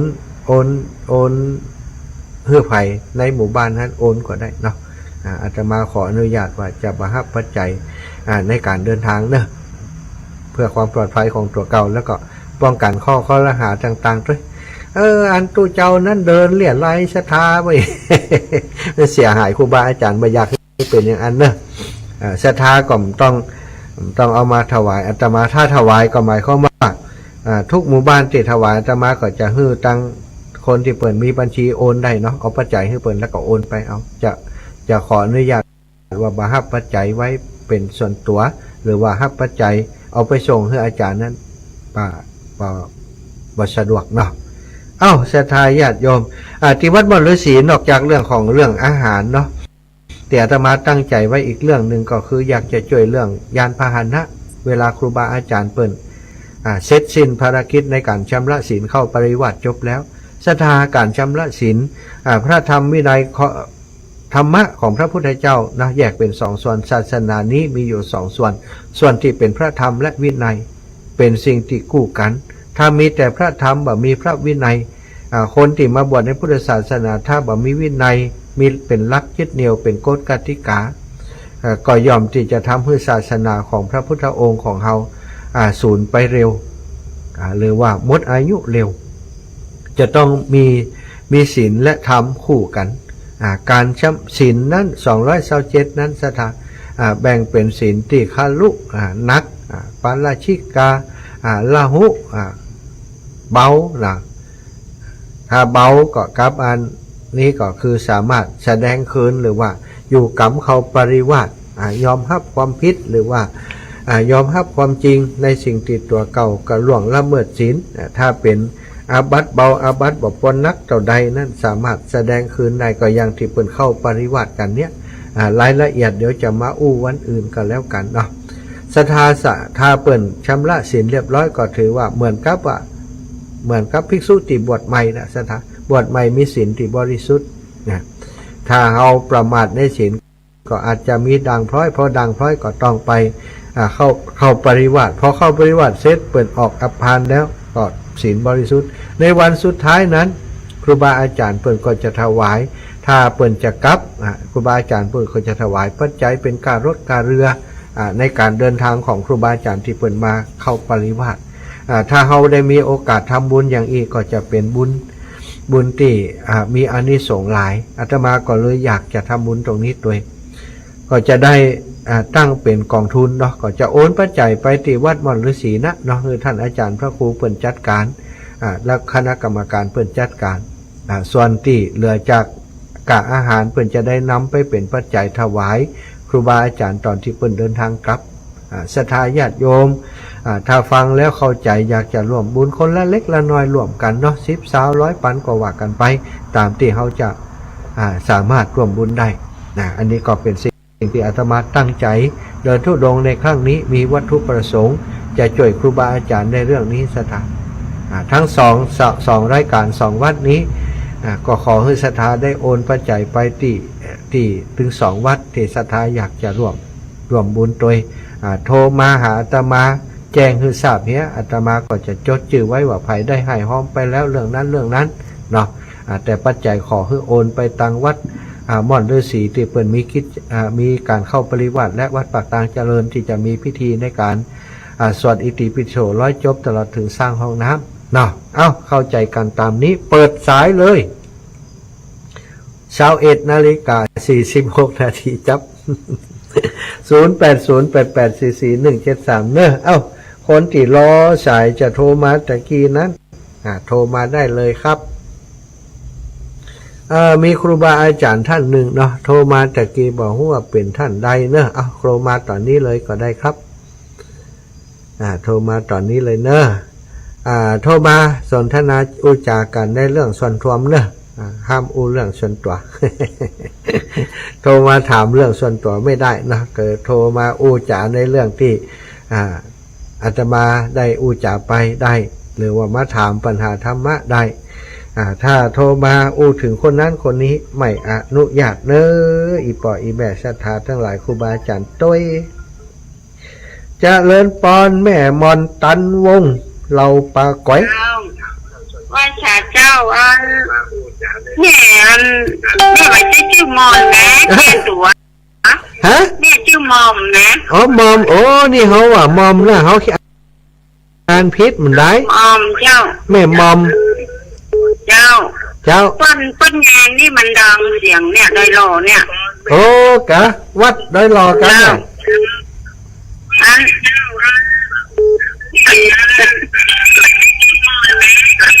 อีแม่เบาเสียงวิทยุกัน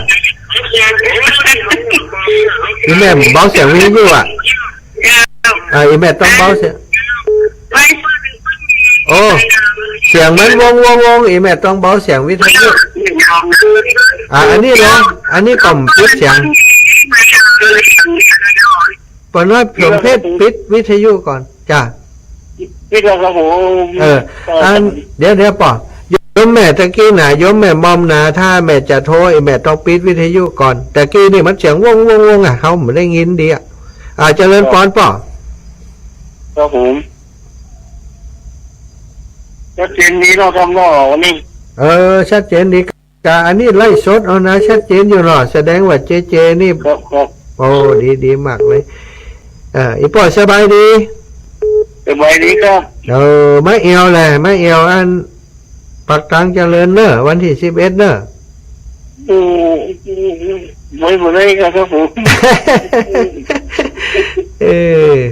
ปนน้อยสมเพชรนะอยู่ไหนก็ ครับผมอยู่น่านอำเภอภูเวียงครับ อำเภอภูเวียงเนาะภูเวียงเป็น จ้ามีโอกาสจะไปเอาหายป่อเนอะ ครับผมขอบคุณเลยลงง่ายกันเลยครับผม เนี่ยจะไปเอาหายป่อไปเอาหาป่อน้อยสมเพชรป่อนานก็ป่อน้อยฮะ แล้วก็ครับ ป่อน้อยสมเพชรเนาะ วันแพทย์ชัยมงคล น่ะจะไปเอาหาเปิ่นตัว ครับผม สาธุเนอะป่อเนอะบุญรักษาเนอะ ครับ สาธุ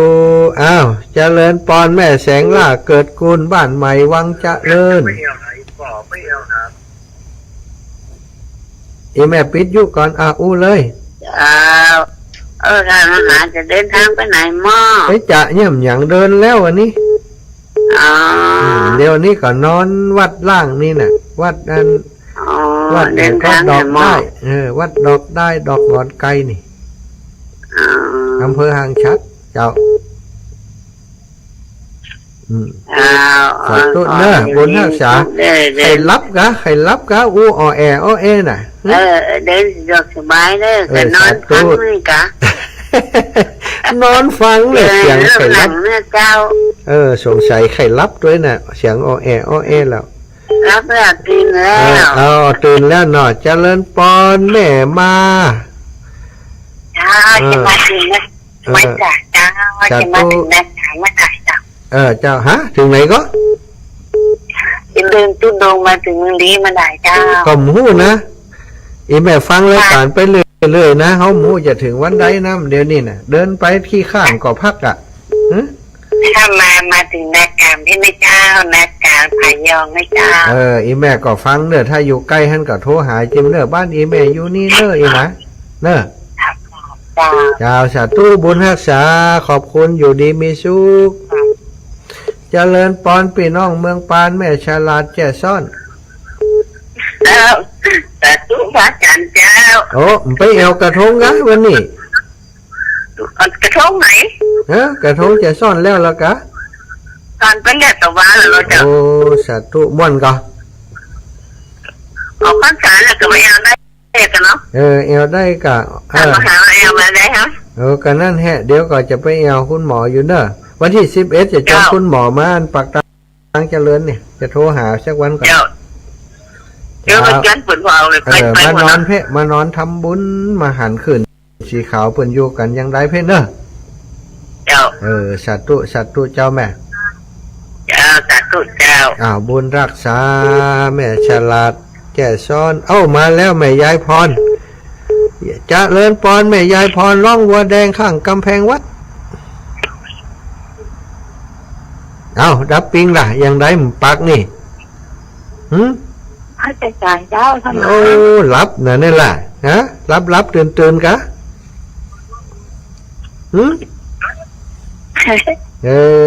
อู้ไปอยู่เดี๋ยวนี้อยู่ที่ไหนอยู่อันวัดล่างชื่อว่าวัดอันดอกได้ตำบลแม่สันอำเภอห้างชัดจังหวัดลำปางห้างชัดห้างชัดลำปางหลานอยู่เพ่กะหลานอยู่วัดหัวทุ่งบ้านหัวทุ่งเขาผ่านมาแล้วลูกวัดหัวทุ่งหิมนี่หลานเป็นทุกเจ้ากะหลานเอาเมียอยู่พุ่นว่ะเอาเมียอยู่เพ่แล้ววัดหัวทุ่งผ่านมาแต่เจ้าแล้วเลยอ่ะที่วัดทั้งวัดประสิทธิ์เนาะหลวงพ่อประสิทธิ์ด้วยนะล่ะดีเนอะขอบคุณยายพรขอบคุณหลายเจ้าราชการเจ้าขอเดินเท้าคนไทยเลยเจ้ายายพรอันนี้ปิ๊กมาแหมรอบกันนี่แม่ล่าพรนี่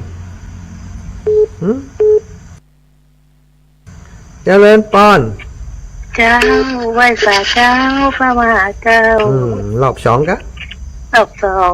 เป้ายังกับเป้าหนาวนะท่านเฮ้ก่อนหนาวลูก อ๋อลำปางกับหนาวกะ ลำปางก็หนาวเดี๋ยวขึ้นบนดอยช่ำหนาวกันนี่ปังรีบพุ่นน่ะ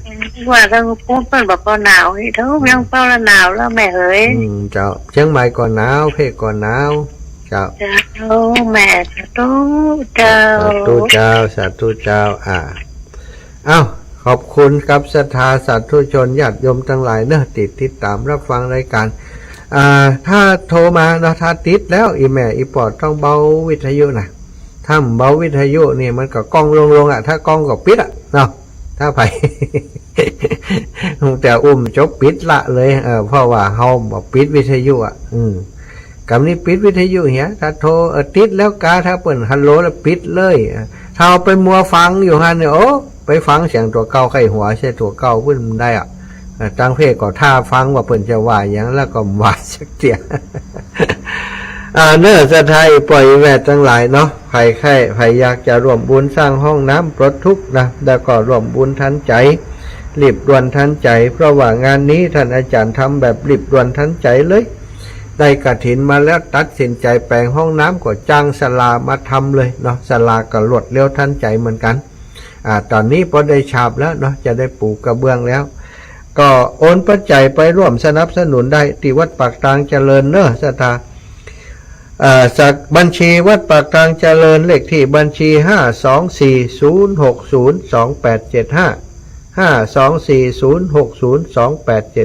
52406028755 ธนาคารกรุงไทยสาขาสันป่าตองวัดปากทางเจริญเนาะงานเปิดมีวันที่11ธันวาอาตมาก็จะไปถึงปุ๊บ11ธันวาประมาณ9 โมง9 โมงเปิด9 โมง 39สืบชะตาอาตมาก็จะถึงสัก9 โมงตรงกันแล้วกันไปถึงท่านแน่ตันเวลาพอดีแน่เนอะฝากกับศรัทธาญาติโยมได้ร่วมบุญอนุโมทนาบุญโดยการที่ครูบาอาจารย์เปิดการจัดกิจกรรมอันเป็นประโยชน์ให้ศรัทธาญาติโยมได้มีโอกาสได้ไปปั่มเปงได้ไปปฏิบัติธรรมที่วัดปากทางเจริญและได้ไปร่วมบุญที่วัดม่อนฤาษีในการเข้าปริวาสที่วัดม่อนฤาษีในวันที่12ถึงวันที่22ใครจะร่วมบุญช่วยเรื่องอาหารก็ดีถวายภัตตาหารแด่พระสงฆ์องค์สังฆเจ้าที่มาปั่มเปงมาปฏิบัติธรรมมา